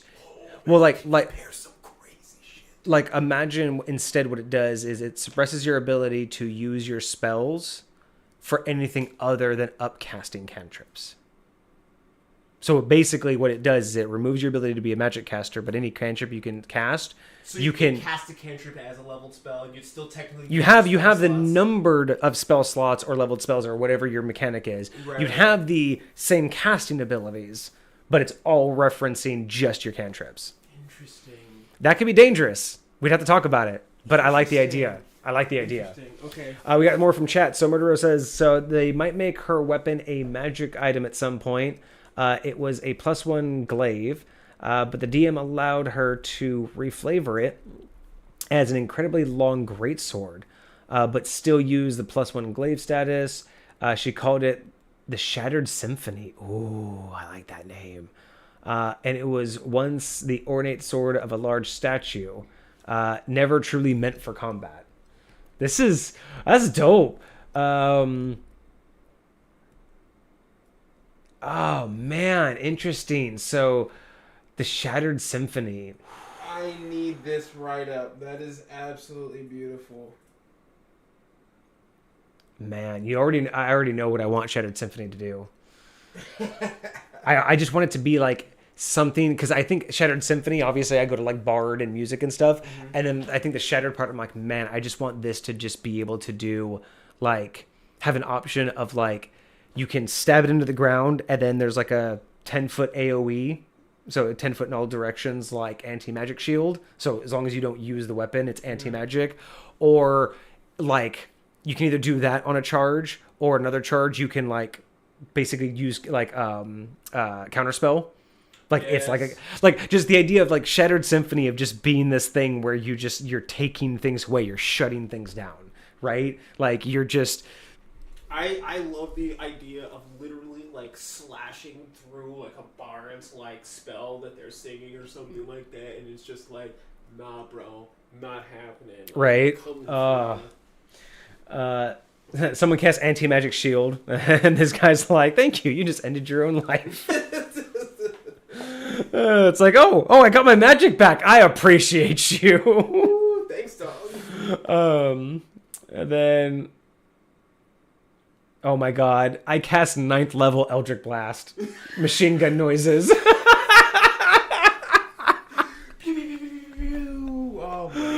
Oh man, that would be fucking that's hilarious. Crazy, the magic missile, except you'd have to roll for each and every one of those.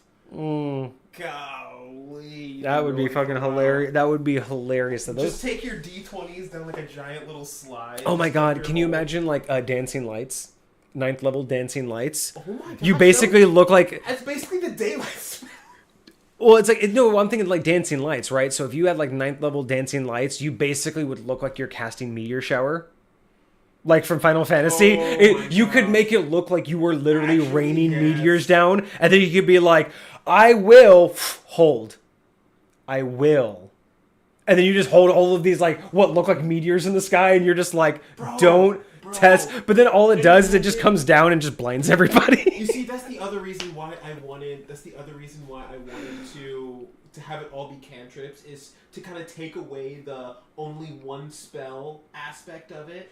Like, to be able to do more than one. Because imagine if you were doing that with dancing lights, and then you also cast, like, a minor illusion, just to make all of those, like a much higher level minor, to make all of those look like have, like, comet trails. Oh, yeah. You could do so much insanity, but with such simplicity. It's, that's what I would think. That's what I want this cantrip ring to be all about. Right. All right. So, MurderRose says the weapon has a 10 reach. So once per combat, you can use... Okay, so this is Shattered Symphony. So it has a 10 reach. Once per combat, you can use an action to slam the sword into the ground. When you do, the sword explodes into fragments. Any creature you choose within 30 feet takes X amount of force damage. Excuse me. And X amount of piercing damage. Afterwards, Shattered Symphony takes the stats of a longsword until combat ends, as the sword's shattered core is all that remains. Oh, interesting. So yeah, so once per, so you can basically shatter it, it'll blast off, then it's a regular sword until the end of combat, which will finally form. Bring back. That's interesting. Okay, so I like the shattered. So they already thought about the shattered part. That's pretty fucking cool. And a quick question: what does a 5th level prestidigitation? I can never say that word. What does a 5th level of that look like? So I would assume that a 5th level of that would essentially be equal to like a 5th level illusion spell. Because at that point, well, no, because prestidigitation, that does a lot. I mean, basically, prestidigitation upcast to like 5th level would be like super mending. Because, I mean, you can kind of do, like, small things like that, right? Because can't you, like, make small fixes to things? It's not really, like, fixes. The best you could do is... You can clean. Soil or clean a certain amount of clothes or... So the soil and clean aspect of it, maybe, like, clean could purify food and drink. And then maybe the soil could inflict... maybe like a poison over time, because now you're literally toxic, like it's almost like human waste level soiled.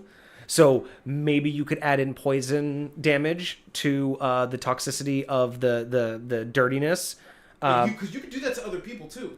That's what I'm saying. I can just soil you. But that's what I'm saying. So the 5th level of this is I soil you, but now that is toxic. I have literally made you toxic, so you are now taking poison damage. They could have to make a save, or else contract some sort of disease because they're so filthy. You can make, because prestidigitation, you can make noises, right? Yes. So maybe you could, like, 5th level could be all the way up from ventriloquism to thunderclap. Or you could have them roll for madness because they're just hearing voices. Just. Oh yeah, you could do psychic damage. Maybe you can do psychic damage with some of it. I would say a 5th level version of that, you would basically be looking at different alternatives to other spells. Like think about other spells, and that's kind of the alternative that you would be looking at. But just from the form of what prestidigitation would be upgraded, right? Because I'm trying to think, what are like some of the other examples that you can do it? Because you can usually make small sounds. So this one, obviously, anything that you can increase sound with. All right. So a couple of its abilities are: you can create instantaneous, harmless sensory effects such as shower of sparks, puff of wind, faint musical notes, or an odd odor. So these, I would say, you would just they're harmless, but these would be so extreme that they would be overpowering in the senses, right? So harmless as in no damage done, but you could still blind, you could still deafen. An odor so bad it makes you vomit? Yeah. It's like, that's not doing damage, but it is breaking concentration. It would break concentration. It would cause them to stop moving. It would make them slow. It would... and then what you could also do is, like, maybe, again, you could do like an upgraded version where instead of faint sounds, you could basically make it sound like a concert. So if you really wanted to distract people, you could basically make it sound like there's a riot outside some city doors, make the guards open them up. Yeah, I would say all of it, what it can do, just imagine that, but just... Okay.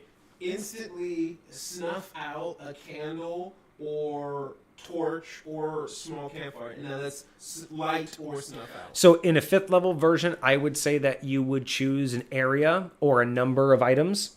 and you can snuff that many out, like 10 per level, so 50, up to 50 torch flames, gone. So imagine that, just like a whole town's outside, and you're just like, and it's like half of their torches just go out. Now, could you do something like, hey, there's a bale of hay over there. Now it's a bonfire. So wait, so can prestidigitation start fire or just snuff it out? It can light and snuff out. Yeah, so I would say that, yeah, a bonfire level, like fifth level would probably be like a bonfire level. Okay. But it still starts as a bonfire, so it's not fireball. Yeah, exactly. But you could still, essentially, the fire would be a lot greater, a lot hotter, and could do more damage. Even then we're talking about like a 9th level version may be like a fireball. But imagine like one of those old villages where a lot of like the roofs of their house oh yeah, made out of like hay and stuff like that. You could just go around, light them all on fire. Yeah. I think with a high enough level like prestidigitation, you could do that. Yeah. You can also chill or warm up, or flavor 1 cubic foot of non-living material. So it's basically like I can chill my food. Or Yeah, I, can chill my I would say beverage. again similar to the snuff out. It would just be a range and an amount. So maybe you could do this to like a larger amount of water. So maybe not maybe moving water, but maybe a pond. Maybe you could make like half of a pond, like freeze over and ice over, or you could start boiling it. Maybe you could boil a small area of water. Could you cook food with this? Yeah. Say... Absolutely. I think that you could cook a feast with this. Okay. Oh, maybe at 5th level, maybe you can incinerate dead bodies because it's non-living flesh. So maybe you can literally incinerate. Well, but I guess that's equal to the bonfire cooking. You know, maybe. I mean, it's all relatively the same. So yeah. But maybe like again with that level, you could be an ultimate chef. Just have them bring in a bunch of food and just go. It's all cooked. It also says flavor, so you can make that shit taste like whatever the hell you want. Mm-hmm. Like, that's kind of dope. You can make a color, a small mark or symbol appear on an object or surface for 1 hour. I would say you could do a mural for a day or a week, like up to a mural's like a whole like half of the like side of a building, like a mural's worth of decoration, or maybe we start getting into for like 24 hours you can make any other item like look like another item like you would with paper mache, right? So I can give you a ball, but it looks like a golden egg because of that, right? So again, we're talking about illusionary magic, but of a higher degree. Interesting.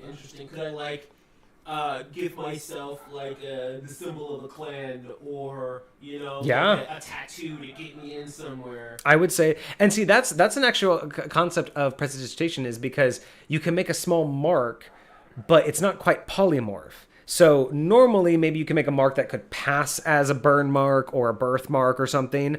But with a 5th level, I could see it basically pushing the lines of a polymorph. Uh-oh, hold on. Oh, I have to go real quick. I'll be right back. You got it, good sir. So one of the things that I was thinking about while he was talking about, actually, while you mentioned Murder Rose, that sword that you're talking about, your Shattered Symphony, is there's this anime, I don't even know if you can call it an anime, this weird show on Netflix called Scissor 7. And it starts off as this really goofy show about this weird dude that cuts people's hair with scissors. But then it gets into this like crazy hardcore like anime vibe later. And so I really, really, really want to create a what do you call it?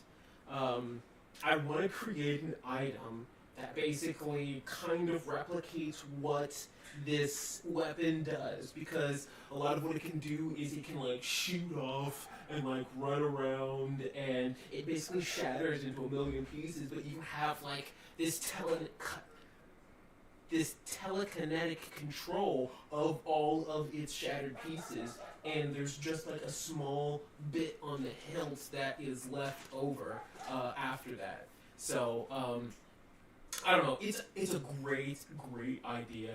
I'm interested how it's going to end up working out. I actually want to create a subclass for my samurai class that's incredibly synergistic with this, and it's like built for this weapon, but can obviously be used with a bunch of other weapons as well.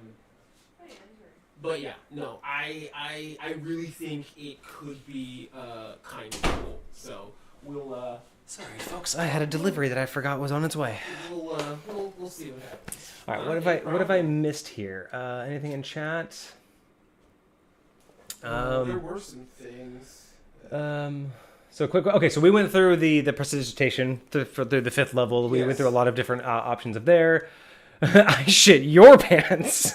What? That was one of her comments of like the 5th level version of which of like like the soil. Oh, yeah. I shit your pants. That's freaking right. So disadvantage on all concentration checks until the end of the caster's next turn. I'm assuming that was also just more what we were talking about, Right. unless that was something that you were just bringing up. No, that was probably right. So there's something like that in an anime called Bofuri as well. Guy can explode his sword into 7 pieces and physically control each piece individually. That's what I was talking about. So there's this anime on Netflix called Scissor 7. And it starts off as like this goofy anime, but then it turns into like this really hardcore, very cool. And there's this weapon in there that I actually want to create and have you review on here at some point, which basically has that thing. It's a regular like katana blade, but when you activate it, it shatters into a whole bunch of pieces, and you telekinetically can use those pieces to do a whole bunch of different things. We'll definitely have to talk about that because a weapon like that already does exist, but we'll talk about the differences. Okay. Yeah, but because obviously it's more of one of those. It just has to be its own item, and you don't want to piss off the owner of the current item. But no, I like the idea. It's not the same thing in terms of they don't control it like that, but it's a similar item that we'll have to talk about. Yes. So what's really interesting in this one too is what this gave me the idea that it breaks off into 7 pieces. So what that immediately brought me into is take this idea, match it with her idea that it basically like lowers down to a lower version of itself. So you have like this like super uber sword that goes just right to a regular great sword while the spell is activated. Yes. So that makes me imagine. So imagine having these weapons that are a certain stat, but essentially the weapons are. Imagine a weapon, but it also is a physical manifestation of a spell. So taking the example here, right? So you have like what looks like a great sword, fights like a great sword with some extra stats, but at any point you can activate it and it shatters, and those pieces now act like magic missile, but they're physical. So you basically cast magic missile from the shatters, but you still have now a lower powered weapon, but you didn't expend a spell slot. Could be like a bonus action, and you still have a weapon, and then at the end you have to like recoup all the pieces or do whatever to recoup it. But then imagine just a weapon like that for every type of spell. Imagine a sword that could do that, like could blow up like fireball, and then you have a slightly smaller sword for the duration, or one that could do teleport, or one that can like just imagine weapons that physically they did something that physically represented a spell, like a regular spell, but that was just part of their makeup. And then that was if you want to lose a little bit of your power in your weapon, but you get this like spell version of it. Interesting. So now I kind of want to think about this, like what other, because you wouldn't want to just make any weapon to any spell. You want the spell and the weapon to like go together. Synergistic, very much so. Like imagine size, but if you wanted to go like there are the invisibility spells, so like the points like on the side would disappear, so it just looked like you have batons, but you actually still have the hooks that only you know about, right? Interesting. So it's a visual, because I take like that idea from Fate Zero, how Saber's sword is invisible, so no one actually knows how long it is. So because that's a big deal, right? Like that's one of the reasons why I love that specific anime, because they got into her sword. But that's like one of those things where I really like the idea of that matters, right? Like that little bit of knowing how long someone's sword is changes how you fight them. So imagine these like weapons that would just have a physical manifestation of a particular spell. So they're imbued, but so the sword shatters and the shattered pieces are magic missile. The sword maybe is always engulfed in fire, and you can extinguish it by casting fireball, but now it's just a sword that's not on fire. You know what I mean? Like just these ideas of how do you incorporate a spell into a weapon that like allows you to use the spell, but it actually physically manifests a change in the weapon. Or I imagine like a crossbow that shoots like it's imbued, like every shot has like fire arrows, but then you can like one of them will like charge up and then suck into the tip, and when you fire that one, wherever it is, that's where fireball goes off. And now you just have a regular crossbow. Crossbows after that, or it shoots like a hand crossbow. So again, you lose. You just. But yeah. That's I like this idea of assigning a weapon to a spell and then trying to collab them on a physical level. That's where that idea just sparked in me. And then if you do make that weapon, make it wild. When you donate the sword, its damage is reduced. Or when you detonate the sword, its damage is reduced to 1d6 instead of 1d8. But 4 or 5 pieces float around you. Each splinter attacks when you do. And you can choose the target within 10 feet, but the splinters must hit separate targets. Splinters would do like 1d4. Interesting. So I attack this dude, but I could be like, you go attack him. And that's it. And then I attack this guy on my next turn, and then you go attack him. So it's, oh yeah, that would be, okay. Again, different spin of this idea. You shatter the sword, right? It loses damage, but each of those splinters becomes a reaction. Someone attacks you. Those will shoot off and attack them back. I like that idea. No. Or, again, you want to get more pedantic and you want to get more detailed. This gets more complicated, but what if those shards had one of two options? You can either block damage or retaliate as a reaction. So as a reaction, it can either be partially damaged. So so if they're all 1d4, it can reduce any incoming attack by 1d4 or attack your attacker with the reaction for 1d4. Got you.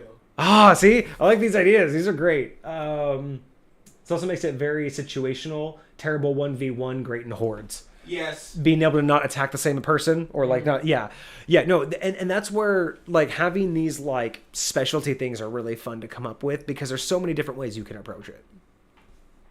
Man, that makes my brain tingle. That's so much stuff going on. It's so good. It's so good.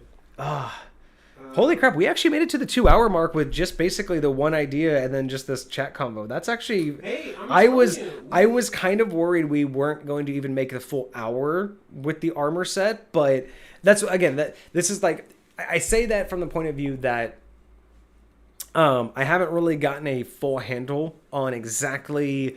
Like, we're now making some changes to the stream. You know, the titles have changed, the days have changed. I'm trying to lock in a little bit more about exactly what we're doing.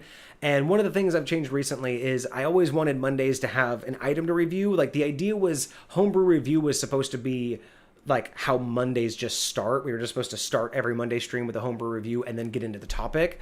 But the more and more we do this, the more time we spend on these reviews and the more the ideas from chat are flowing in. We're getting a lot more context from everyone, from you guys. And that's really what we've always talked about, what we wanted in the long run. We've always wanted the interaction from chat. So one of the changes that we've made is we've really dropped the idea of having a topic for Mondays. And we have an idea where we're hoping that every Monday we come fresh with a viewer submitted item or, class or whatever. And we essentially will take that as far as we can. And we're hoping that, like what today happened. We just go off on these little side tangents. We go off on these, random conversations that happen and just, kind of burn some time. And then if there's anything at the very end, we might have a loose topic to kind of circle back on if we want. But this is a good example of like, I wasn't sure how far we were going to go, but this is an exact example of what I want to see Mondays do from here on out. I want to come in strong with an item to review, and I want that to basically take over. I want the conversations, the ideas we have, and the conversations from chat, from you guys. That's really where I want Mondays to be taken over from and where we want to go with them, because right now with Fridays, they're kind of just the open topic day for me for my rants and my discussions about High Point. But now that we've nailed down Mondays and we have a little bit more of a structure, I want to eventually also kind of figure out a better way to figure out what to do with Fridays and what kind of topics to talk about, how I want to dive into them. So I do want more inspiration and I do want more insights from y'all on what you guys think. But This was great. I think that this was a very solid idea for what we want to see more on Mondays, is talking with you guys about the items that you've submitted and just more ideas, coming up with these just random things and answering questions, on the fly. That's where I'm having the most fun with this. This is where I feel like I'm really enjoying having done this for 6 months. Now that we're finally here, having some interaction. It's been 6 months, y'all. Like, May 5th, we just looked it up before stream. I started streaming May 5th. Episode 4 is when Kage first joined me. And we have been, since July, we've been solid streaming two days a month, or 2 days a week. And episode 40 is right around the corner. That's this Friday. That's kind of dope, man. This is very exciting, man. This is some serious milestones. Oh, I'm excited, but it's also just like, it doesn't also feel like a lot. Like, it feels like a lot, but at the same time, it's like, it's only 40 though. But that's because time is moving so fast, man. Like, it feels like yesterday we started this thing, dude. Like, I don't know. It's crazy. It is absolutely crazy to me. You thought it was going to be MurderRose said that they thought that was going to be a little bit short for the stream too, but luckily it just kept on on giving some good ideas for it. That's what's beautiful about a lot of this user submitted stuff, is it puts like worms in our heads that we never would have thought of before. I can't say how many times Vortex comes up with stuff that I never would have thought of before. In fact, that was one of the other things we were going to talk about today. The last time I brought one of my homebrew creations to the stream, I went back, I rewatched the stream, and I actually made some adjustments to it, and I wanted to see what you guys thought of it if we had time today. So it's really cool how these moments can bring a lot more to what we can all do as players, as DMs, as and it's one of those, like, I know I keep harping on it, at least on this episode, but it really goes back to what I always wanted when I had the mindset to do D&D discussions, right? Is fostering a place for people to come, because the whole point of Beyond the Book, as I've explained before, is not just for homebrew. It's just for understanding that the books are there for foundation. They're there for you to take and use as you need them, but not that you need them. And part of that also, one of the big narratives that I wanted to bring to D&D discussions and bring to the general D&D community is that, there is no right way to do it. I don't ever want there to be, I don't like it when I walk into gaming groups and they have this is how it has to be. That might be how you guys want it, but there is no that's how it has to be, right? The whole point is everyone having fun. And I've talked to so many people throughout the years, and even I've felt this way every now and again, where it feels like you can run into a lot of gatekeepers. You can run into a lot of gatekeeping aspects of the community, or people just don't vibe with you. They have a mindset and they're your only authoritative reference, right? And so you're like, well, that must be how it is. And that's how, if you guys watched my very first intros episode, I talked about how I almost lost I did lose years of D&D, because when I very first got it introduced to me, I was so hyped about it. But then immediately following that initial introduction for years, I was put off by everything else I had heard about it. Everything else, all the people that I had access to weren't describing it in the way that it was originally presented to me. So I spent years not indulging myself in D&D because of this mindset that I was being fed, until I found my DM many, many years ago, who basically brought back that original inspiration, that brought back that original desire and that original mindset that it is all about your creativity and your imagination. And that's what I want to bring to the community now, is showing people that there is no wrong way, that I bring to something, and you guys might like what I do in High Point. That would be great. I love talking about High Point, but I love when I have something to say about High Point and Kage comes in with something different. And I like, not because I want to describe why he's wrong or I want to prove that my idea is better. I like it because I can only give you what I think, but I don't want to give you just what I think. I want to be one more thing that you've heard. I want you to talk to the people who say, if you don't read the books, you don't know what you're doing. I want you to talk to those people. I want you to talk to people like me and Kage. I want you to talk to people who are all about homebrew. I want you I want you to go and experience those viewpoints to realize all of these people are having fun. All of these people are playing this game, enjoying themselves, but they all have a different idea. And so if they're all correct, that means they're all wrong. Then how are they all having fun? Like, that's when you get beyond that point. When you get beyond what the book tells you you have to be, you start to realize that it's what you want to make it. And that's really what we're here for. I can't tell you how many times I've heard something in a vacuum, a song or a saying or whatever, and the way I initially received it, I was just like, or whatever. But then when I re-experienced that thing through somebody else's perspective or through somebody else's approach, like, it completely changed it. Like, just listening to this one song with one of my friends versus by myself gave me a much deeper appreciation for it, right? And so there are so many aspects of this game and what we do here that get so amplified by the addition of perspective and being able to see it from a different place, from not just being like, okay, this is what we do, this is the only way to do it. Like, I love getting to play games of D&D in different people's worlds and be like, oh, I loved how you do this in your world, and over here when I'm experiencing this, I love that aspect of it. And the reality is that aspect of it, I can't just take, that good aspect of it and take whatever it is I like and mash those two things together and have it work. Like, that's unique to that place.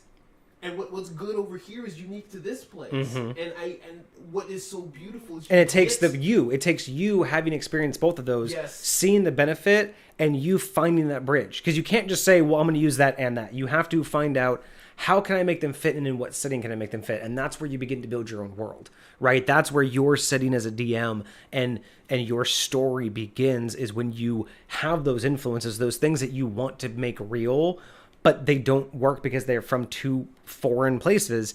Your goal at that point is to make a place they can both exist, right? Like, I mean, I took, the Apprentice Adept series, Doctor Who, Dresden Files, and Supernatural, the top four, influences of High Point. And I smashed all of those together in a way that by themselves, none of those work. None of those really mash together all in one, right? You couldn't have an episode where they all overlap, right? This doesn't make any much sense.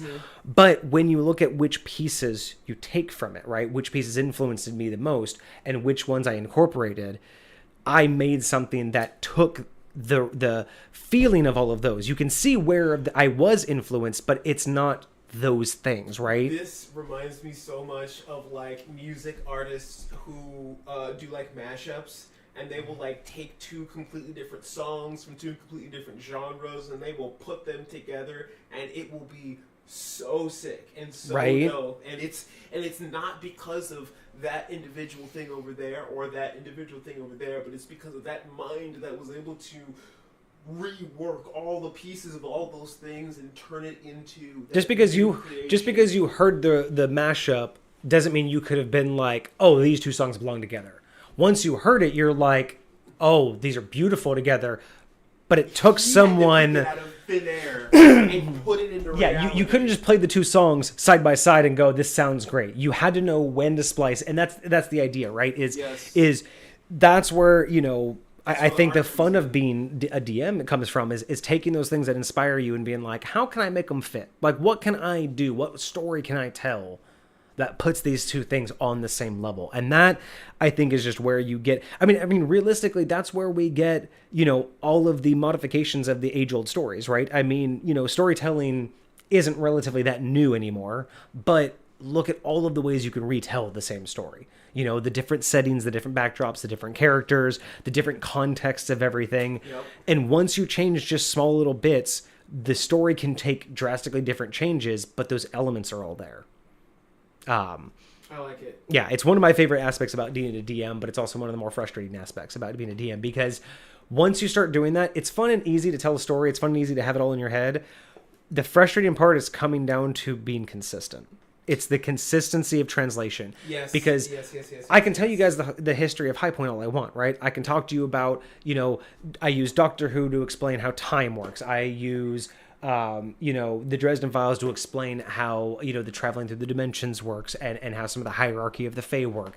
I use the Apprentice Adept series to talk about like the fundamental concept of how the actual universe within the sphere, within my crystal sphere works. Like I can have all of that and I can talk about all of that, but when you play my game, how do I take all of that and make it the same experience, not the same gameplay, like not the same, like phrase and everything.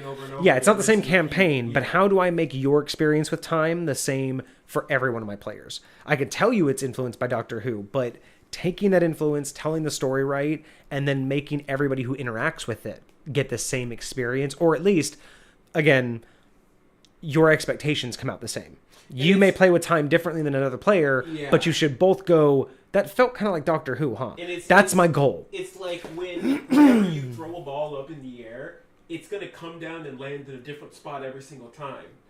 But it's going to come down every single time. Exactly. Now, you may throw the ball harder than somebody else. Exactly. And in a different direction, but you both will experience the ball falling on the ground eventually. Like what we're talking about is the rule of gravity. Yes. Law of gravity that it exists. It's going to manifest itself in millions of different ways, but it will manifest itself consistently throughout. Exactly. And that's a beautiful way of putting how I like to implement, and I talked about this in my last episode, the implementation of pop culture into lore. That's how I like to do it. It's that concept of, I'm not there to make you recreate what we've already seen before. I don't want you to relive my favorite episode or a chapter in a book. But what would be great is if your expectations, like going into it, if you're kind of like, oh, this feels familiar, and then at the end you're like, that's like, okay, it's like that. Like, that's what I want. I want not the, hey, I don't want the pat on the back for my players of, oh my God, that's so mind-blowing, that's brilliant, that's so great. But what I want is them to feel smart when they get the reference, right? I want it to be a puzzle. When they play with time and they're like, oh, this, like, I want them to be like, I want them to be intrigued but interested and feel familiar. I want it to feel like they've been here before. And then when they finally figure out, like, oh, that's a Doctor Who, like, that to me is more inspiring than them being like, oh my God, it's like, oh, it's Doctor Who, blah, blah. No, it's like, it's just, haha, you got it. You got the secret. You did the escape room, right? It's like, it's not, 100 people have done it before. It's not like major, but when you put the pieces together, it's more of this sense of satisfaction, sense of fulfillment. And then you see it all click. All the things that they were working on, once they go, oh wait, that's a Doctor Who thing. And then they're like, now what you were doing makes sense. And then, because then you get that validation, right? Because let's face it, a DM's really, that's a lot of the things we want, is that validation. We put so much work into things that when you get to see the characters' reactions, that's our validation, right? Mm-hmm. As DMs, watching the characters react to the things that we've built. I don't need them to tell me directly how cool something was or how much they liked something. If I make an NPC and they won't shut the fuck up and stop talking to that NPC, I done know I made a good NPC. You know what I'm saying? Like, when you won't stop talking to him, I know my NPC is good because it's either the info or you're just having fun with the accent or whatever, right? But it's like when you build a whole thing and they just go, yeah, that's nice. What's over here? Mm-hmm. That's your feedback. You don't, you know what I mean? You don't need them to directly say, I really like to do this and all of that. But it's like, watch those reactions. Watch how happy they are when they catch on to what you've been doing. Because the more happy they are, the more you've actually like gotten their interest, right? Because for them, it's an accomplishment. Figuring it out was the accomplishment, and that's what I always strive for, is making everything feel like an accomplishment, because that's where that open worldness really comes from, right? Like, you interacting with the world, the inner world interacting back, and you feeling like you got something out of it. Like, other than just, oh, I poked it and it moved. It's more like, I poked it and it moved, and wait, I learned something from that. Now what happens if I do something? Like, you need that accomplishment in order to push them for the next step. MurderRose mentioned something back when we were talking about taking things from different worlds and how they might not necessarily work in every other world. Oh, so my old DM had fortune coins, a community resource gained when you rolled a nat 16 or above on any d20 roll. Fortune coins could be used at any time to boost a roll by 1 or reduce a roll by 1. but also they could be used at the end of the campaigns to reorganize your story.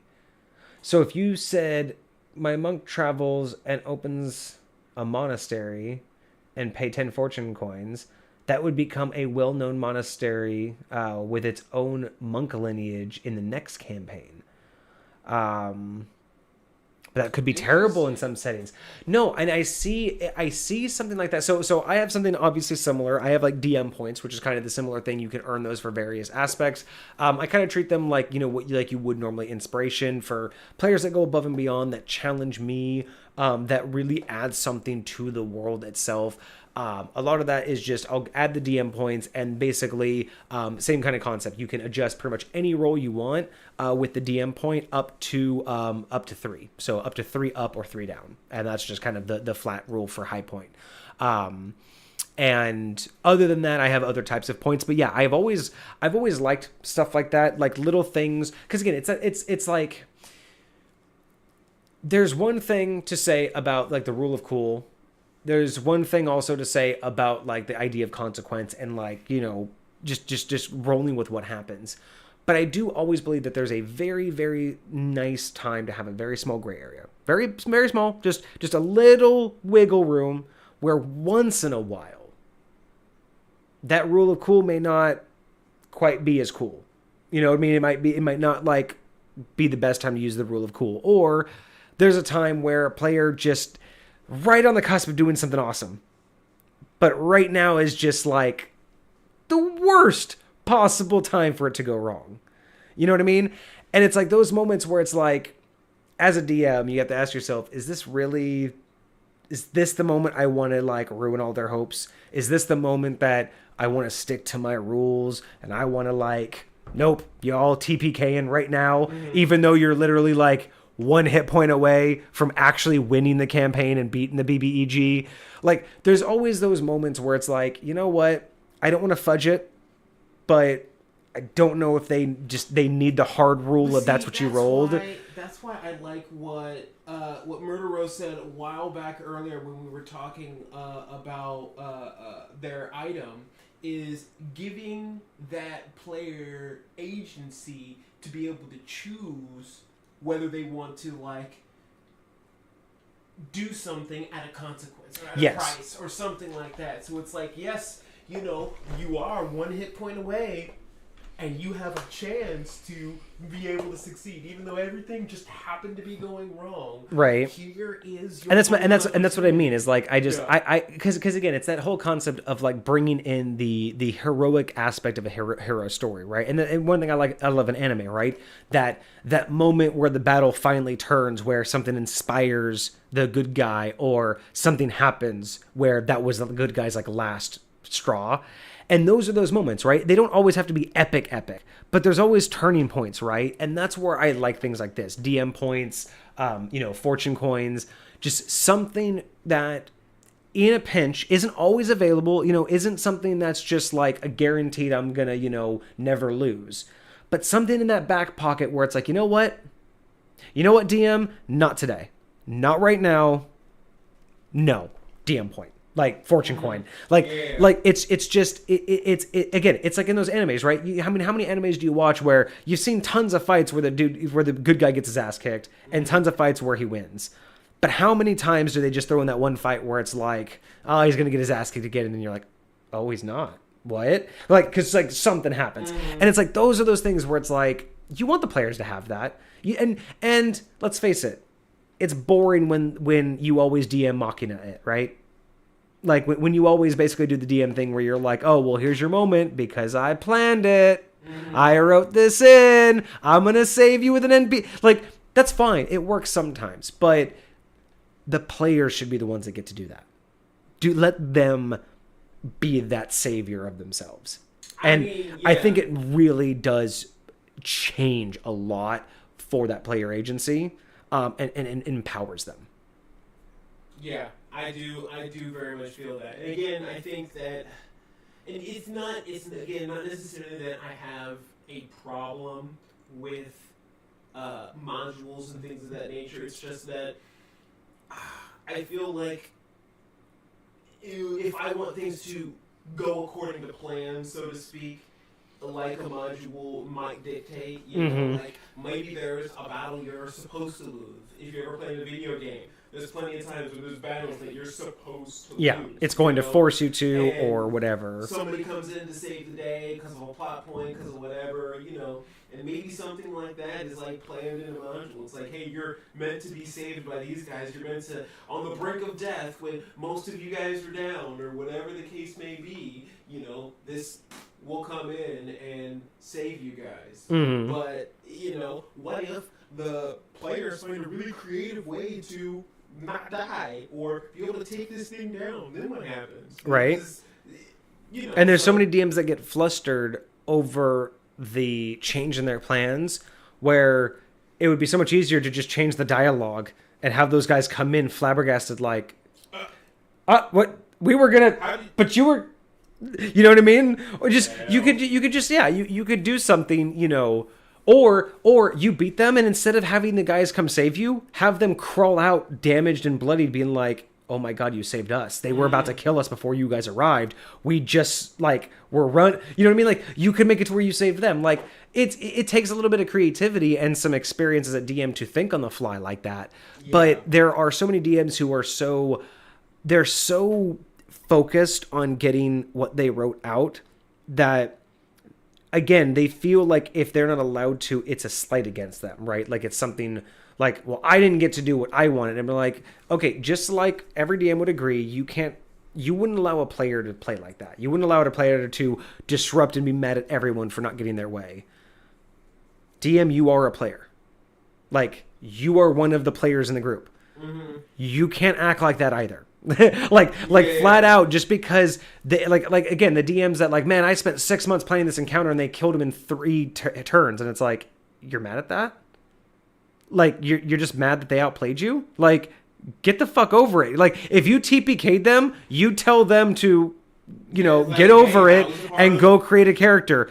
Like, literally, when DMs get mad that their BBEG or some encounter didn't go as planned and the party went through it too fast, first off, you know way more about that party than they do. Like, that's just your own fault for not planning properly. And secondly, you whining about that is like them whining about a TPK, or losing a character in the party, or I'm sorry. Like, it's absurd to think that you're going to get mad at them for doing exactly what you are literally training them to do, which is fight these things. Like, I don't know. It's so weird to hold on to it. Example. We keep falling behind on. They keep typing. What do we have here? So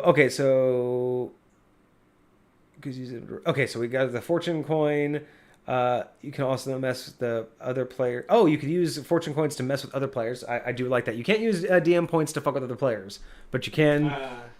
And okay, so we had a paladin use 5 fortune coins to make sure the rogue failed a sleight of hand check to steal from a town priest. And so, if you read in the earlier one, basically what happens is their fortune coins that they earn are like in a pot for the entire party. Yeah. So when somebody goes to use one, they gotta go and take it from the middle so everybody knows that they're using it. And who knows? And now my question is, are these in-game, or can you in character get mad at another character for I don't think this is player to like, player. It sounds like it's 100% player to player. Yeah. It is interesting when you can affect other players' stuff. It's just that part right there, Murder Rose, I will say that makes it not great for a lot of groups. Like, the idea of fortune coins could be amazing for a lot of groups. The fact that they can be used against the other party, like, we know those players that happens to them once and they quit the game. Yeah. They're like, oh no, you didn't let me do that one thing I wanted to do. I quit. You're against. So that I could see being touch and go. But again, this is all based on your party. Know your group. You know what I mean? It's really one of those things where if it's done in the right spirit, it's fine. But if it's done in the wrong spirit, there can be problems. And it's hard to determine that spirit, and it's hard to make sure that everyone's in the same mindset about that all at the same time. But You know, I can see a lot of people, you know, having fun with it. Like I was in a campaign once where the paladin, we were getting a room in some hotel or whatever, and it wasn't the nicest hotel, but there were rats in the room, and I was a druid. This cleric that I was getting a room with starts like doing a sacred flame on all the rats, and I was like, "What the hell are you doing, bro? Why are you killing them? They didn't do anything to you." Right? You know? Like I could just talk to them. We Like almost started a little moment of like PvP in this room, just sitting here killing rats. But it wasn't like, "Oh, I'm mad at this person." Like it was just the unfolding of our characters. Oh yeah. Playing and that's great. I love that kind of role play. I love that kind of dynamicism in parties. I think it's great. I think that really helps solidify, especially if you allow that to play out properly.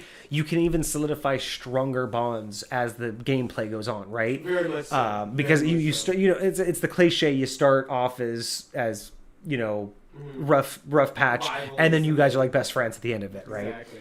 So Mercer also says something happened in Critical Role as Matt had to throw away 40 pages of a boat-to-boat custom combat rules because someone used control weather and just capsized the enemy vessel. I think I remember that. And that's one of those things where it's great. It's like, yep, I did all of this for nothing, but you know what? It was there if you needed it. And yeah, like it sucks, but like, hey, the character, what are you gonna do? Tell the character no? Tell the character no, you can't control weather even though you have that spell? Come on now. And then MurderRose also says that it is player to player, not character to character. So it's out of game, it's player to player, the usage. But it became an ingrained part of the game, and everyone on the table did know about it and had fun with it. And apparently this is like a 2-year-old group. So again, definitely works when you know what's going on and everyone's having a good time and fun, but not the greatest when you have people who are taking too personal the game way too personal.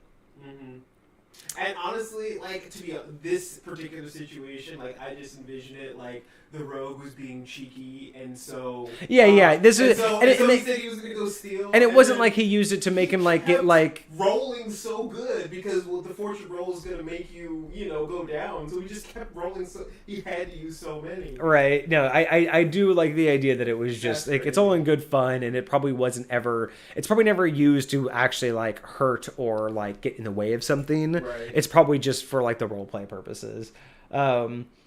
And that's why I said never join a brand new table with that rule. I love the concept, but it could be so bad. Yes, yeah, you have to understand the rule sets going into that. All right, well, we are at the 2.5 hour mark. I think we are going to call it there. Fantastic concept of topics today. I think we had some amazing topics for today. This is going to be a great episode. I think this is going to be one of those episodes that will eventually come out with some good snippets. Oh, yeah. Some good topics. All right. Well, thank you, everybody. Let's see. So before you go... Oh, Jesus. The rating. We didn't even rate it. Oh, my God. I got so hyped. Thank you so much. The last time I almost did that, Cosmic had her catch me in YouTube. Holy shit. We just kept on going with the idea. I completely... Feel like I looked, but oh, my God. Thank you so much. I am bad. Appreciate it. This is what happens, though. Sometimes we just get so caught up in the descriptions and the side tangents that we forget to finish up. Okay, so let's see. So Kintsugi's Resolve. This was a fantastic build. Once we read all of it, no changes needed. As is, it's a great idea. I love the concept of a opposite to Hellish Rebuke. I love that this is a heroic item, like a heroic adventurer's item, not some godlike creation or some super powerful like whatever. I love how it was done. The backstory is fantastic. I love the idea behind like the campaign over campaign progression of this. The setup originally with the original character, all of the storyline aspects of the original character that went into this new build. I think the charges are great, have a great concept. I think it plays well into a paladin. And I do love the idea that it's not it plays into being a paladin without it requiring you to be a paladin, right? So the idea that a rogue picking this up and having to sacrifice gold to use it is hilarious. Because, again, it's more built for a paladin, but doesn't have to be done by a paladin. So I remember why we got sidetracked. We started talking about charges. That's it was the charges. And then you filled in all of the the visuals of it.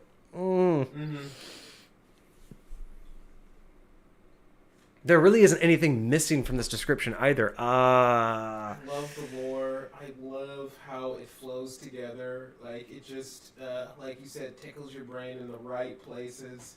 8 out of 10. What? 8 out of 10. 8 out of 10. It's only not getting there because I don't have a very specific need for a armor type like this or this specific ability, so it doesn't need to be in high point. So that's 1 point off, and the other point off is more, I know this sounds weird, but there's another point off more out of respect, because it's so deeply ingrained into another campaign that for me to even consider bringing this into high point, I'd basically have to bastardize the history of it and change the lore around, and that kind of ruins it.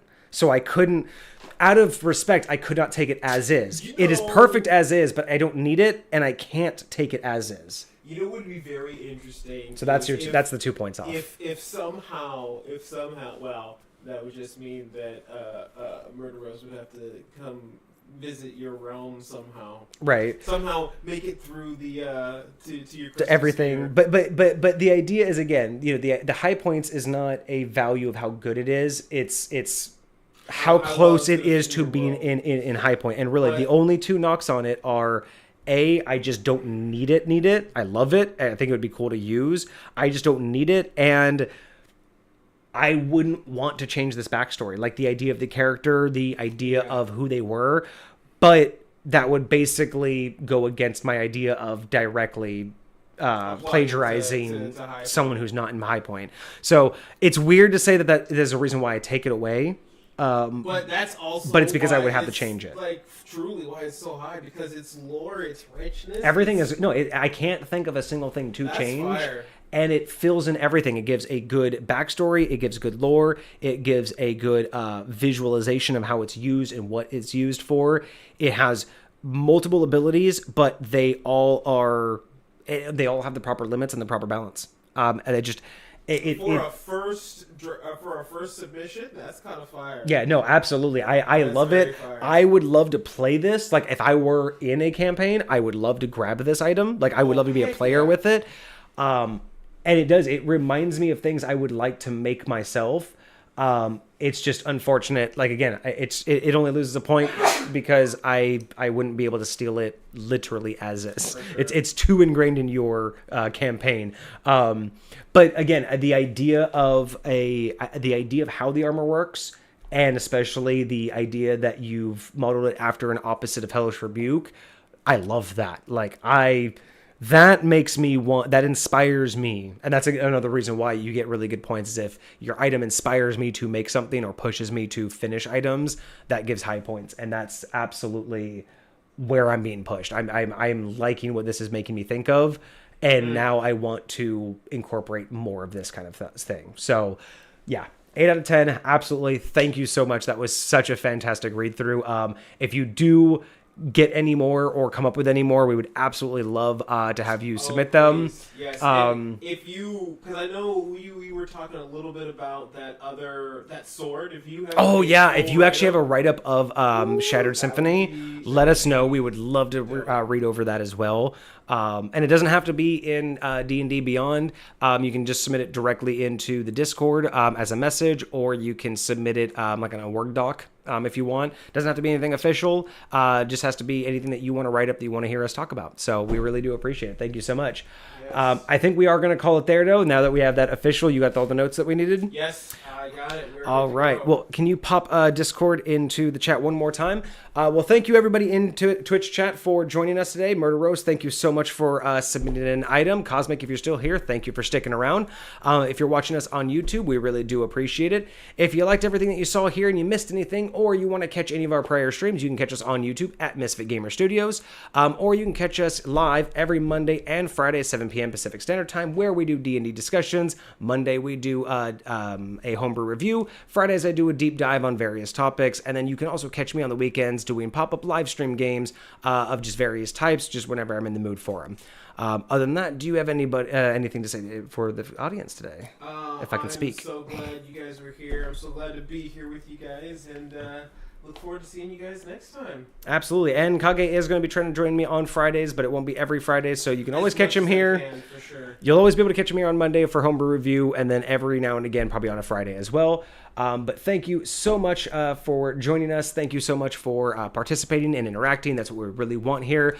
Don't forget, you can join the Discord. You can submit topics for us to talk about. You can submit questions that you want us to answer on stream or just there in the Discord. And you can submit a Homebrew Review for us to review on Mondays. We really want to hear from you guys. We want to see you in chat a lot more. We want this back and forth. So please join us whenever you can. Thank you guys so much. Hope you enjoyed your weekend. Hope you enjoy a great start to your week. And I will see you on Friday. Deuces.